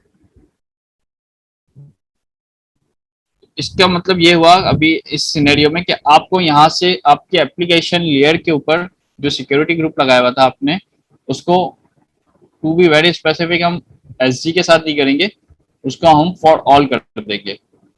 तो फिर आप नेटवर्क लोड बैलेंसर से किसी भी IP के ऊपर इसको एक्सेस कर सकते हैं। अभी दिखाता हूँ मैं आपको, ये एरर देगा अभी, चलेगा ही नहीं। अगर ये हेल्दी हो जाए तो जल्दी से देखते हैं। चल यार, ठीक है, ये हो जाएगा, ये हो जाएगा। लोड बैलेंसर हमने देख लिया। अच्छा, एक और चीज देख लेते हैं इसी लोड बैलेंसर के ऊपर। ये लोड बैलेंसर की डिस्क्रिप्शन में आते हैं, हम नीचे आते हैं, फिर ये देखें। अभी क्लोज जोन लोड बैलेंसिंग क्या है यहाँ पे? डिसेबल दिखा रहा। डिसेबल है, तो इसको हमें करने के लिए, अनेबल करने के लिए यहाँ पे आएंगे, और यहाँ पे मैं जैसे इस पे अनेबल करूंगा तो ये कहता है कि रीजनल वाइज चार्ज अप्लाई होंगे इस पे।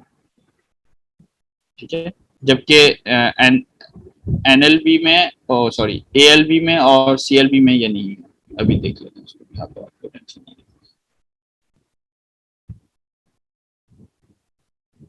क्या हो गया भाई? सिक्योरिटी,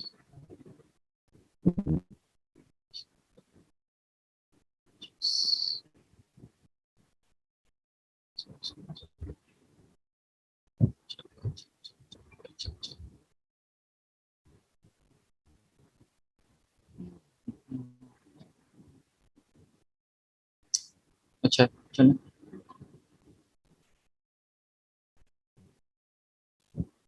अच्छा अब हम जाते हैं इसके एडिट एट्रीब्यूट्स में। किस में जा रहे हैं? एनएलबी के किस में जा रहे हैं? एडिट एट्रीब्यूट्स में। इसमें हमारे पास ये चीजें यहाँ से भी हम देख सकते हैं, ठीक है। खुल जा सिम सिम, जल्दी चल जा भाई, क्यों टाइम लगा रहा है यार।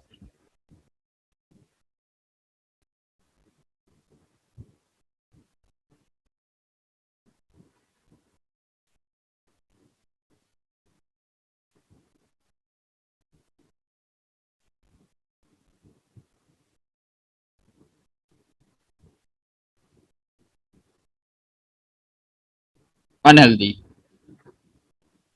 क्यों अनहेल्दी हुए हैं?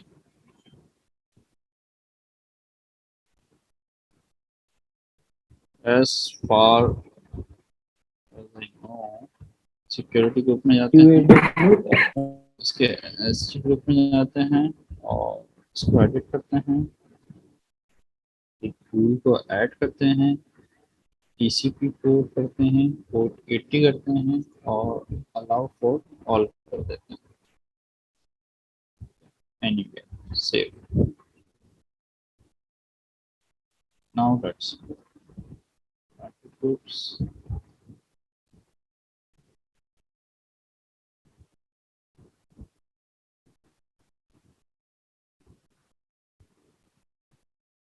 खैर ये दोबारा चेक करेगा, हल्दी हो जाएगा फिर हम इसको एक्सेस कर लेंगे। अच्छा जी,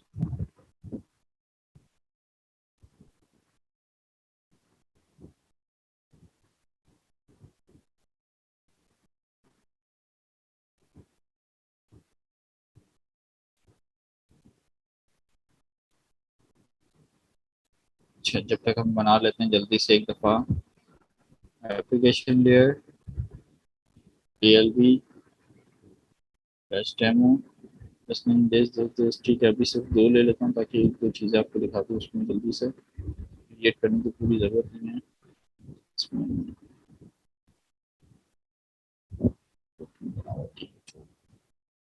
इसके बगैर जाएगा नहीं जाएगा, आई डोंट नो। बना लेते हैं इसे यार।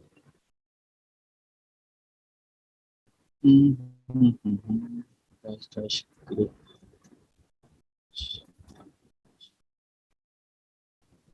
ठीक है ठीक है ठीक है ठीक है, जाने दो जाने दो जाने दो।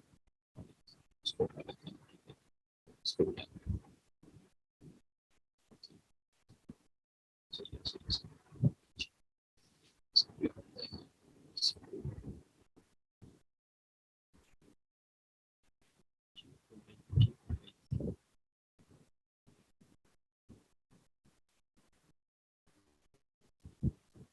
अच्छा अब ये ALB पे आया है, ALB पे भी यहाँ पे देखिएगा आप,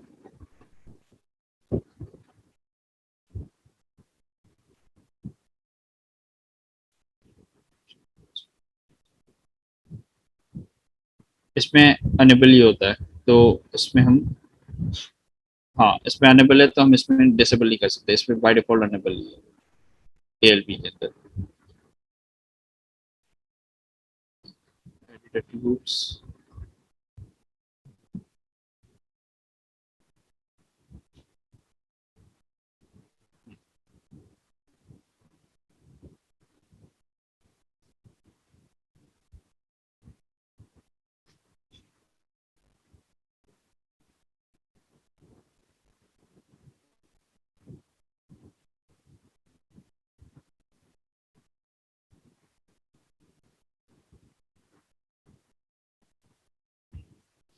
प्रोविजनिंग हो रहा है तो अभी ये बन रहा है, जब ये बन जाएगा तो फिर देखते हैं इसको स्ट्रेट। अभी इसकी प्रोविजनिंग,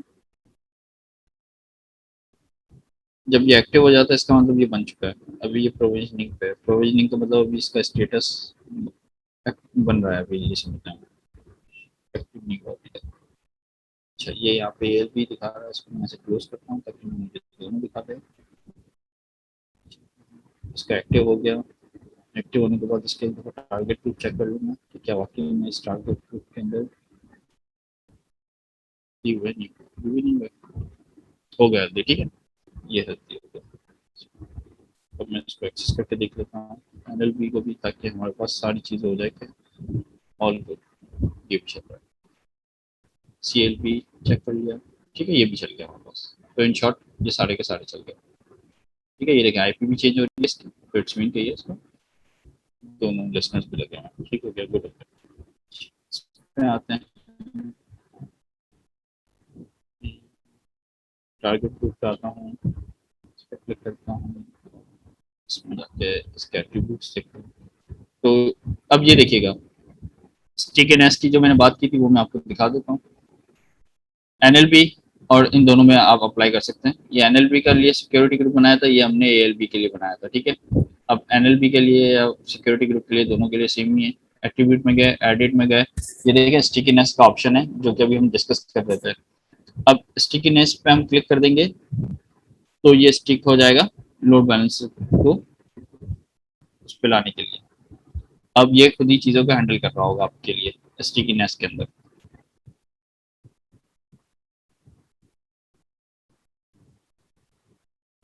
जो भी हमने डिस्कस किया था कि कुकीज़ वगैरह ये सारी चीज़ें ना ये खुद डिस्कस हैंडल कर लेता है, तो आपको टेंशन लेने की इसकी ज़रूरत नहीं है।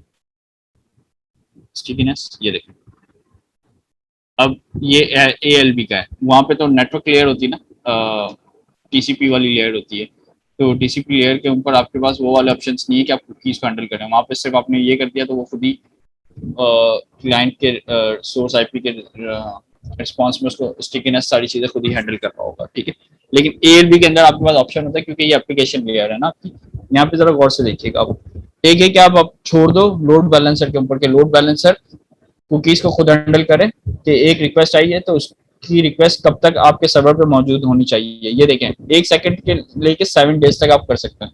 आप कहते हो कि यार 24 आवर के लिए इसकी कुकी रहनी चाहिए, यानी एक सर्वर पे ही आना चाहिए, तो आप 24 कर दें, 1 डे कर दें, बट और जो भी आपका दिल करे इस तरीके से। या आप चाहते हो कि आप खुद हैंडल करना चाहते हो एप्लीकेशन से, तो आप एप्लीकेशन से भी हैंडल कर सकते हो। एप्लीकेशन से यहाँ पे आपको एक कुकी भेजनी पड़ेगी जिसका कोई भी आप नाम दे सकते हो, माई कस्टम कुकी। तो ये क्या है, ये एक कुकी बन के आपके सिस्टम में आ जाएगी और आप इसे देख सकते हो। आप इसके अंदर ये लिखा हुआ होगा ड्यूरेशन। खैर अभी हम यही करते हैं, इसको सेव कर लेता हूँ। ये हमने क्या एप्लीकेशन लेयर पे। अब देखिए एप्लीकेशन लेयर पे एक और चीज आपको मैं दिखाता हूँ। अब ये आई थिंक स्विच नहीं करेगा, हमने 1 डे रखा हुआ है। किसी को याद है मैंने क्या क्लिक किया था? सर 1 डे रखा है सर। 1 डे रखा हुआ है, बस गुड है। अब हम सिर्फ ALB पे आते हैं, तो सिम ALB का सिर्फ हमें क्या पिक करना है, अब जरा देखिएगा गौर से। अच्छा मैं सफारी पे हूँ, I am not feeling good safari. हम आते हैं क्रोम पे, ठीक है। क्रोम पे आते हैं, एक्सपेक्ट कर लेता हूँ मैं, एंटर किया, खुल जाओ सिम।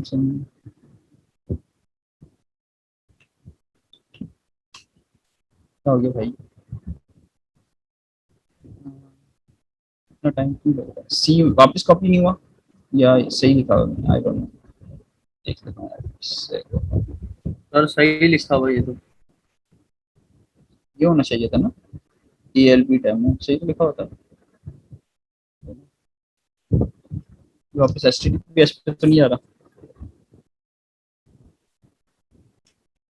सर उसका टारगेट ग्रुप हमने डिलीट कर दिया था ना। बात है, मैं देख लेता हूँ मैंने कोई मिस्टेक की हुई है। अरे हाँ, देख लेते हैं। ALB के ऊपर लिसनर लगा हुआ है, लिसनर पे हमने टेस्ट ग्रुप दिया हुआ है। टेस्ट ग्रुप के ऊपर मैंने क्या किया हुआ भाई वो भी देख लेता हूँ। टेस्ट ग्रुप के ऊपर स्टिकीनेस ग्रुप लेवल, मसला क्या आ रहा है? हमने शायद सिक्योरिटी ग्रुप को छेड़ा था, राइट? हमने सिक्योरिटी ग्रुप को छेड़ा हुआ है, monitoring service.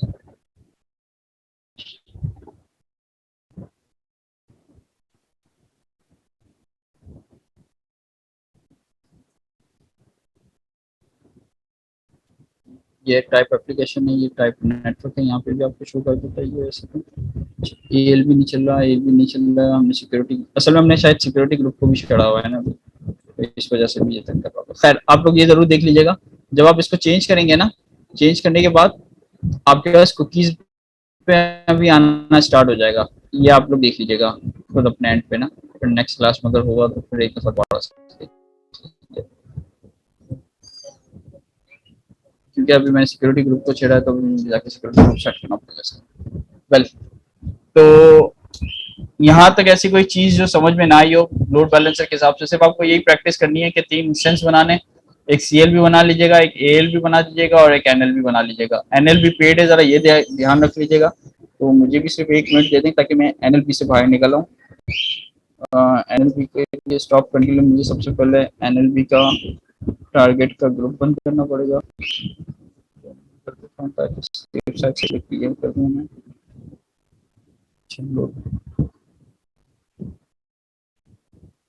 Following are currently by a listener, अच्छा, और भाई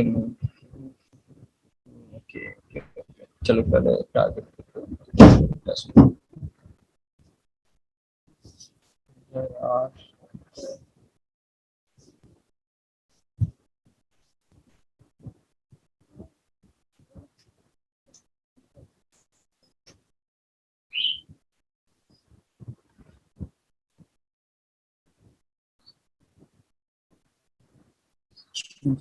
लोड बैलेंस को रिमूव कर दिया, अब टारगेट्स को रिमूव कर देता हूं ताकि ये टारगेट्स भी मेरे फ्री हो जाएं। और SG ग्रुप, सिक्योरिटी ग्रुप के लिए मैंने ग्रुप बनाया था, SG के अंदर थोड़ा मैंने छेड़छाड़ी की हुई है, सबसे बाद में देखना। सबसे पहले मैं इसको भी रिमूव कर दूँ, सिर्फ एक ही रहने दूंगा अपने पास ताकि हम लोग आगे जाके उसको यूज कर सकें।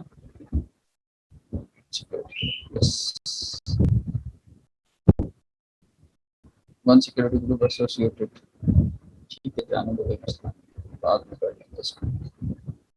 इसके अंदर हम देख लेते हैं कि क्या क्या हमने कोई ऐसी चीज़ें की थी। HTTP की पोर्ट 80 हर जगह से एक्सेस है, SSH अलाउ है, HTTP की किसी भी पोर्ट एक्सेस है, ठीक है, ऑलमोस्ट ठीक है।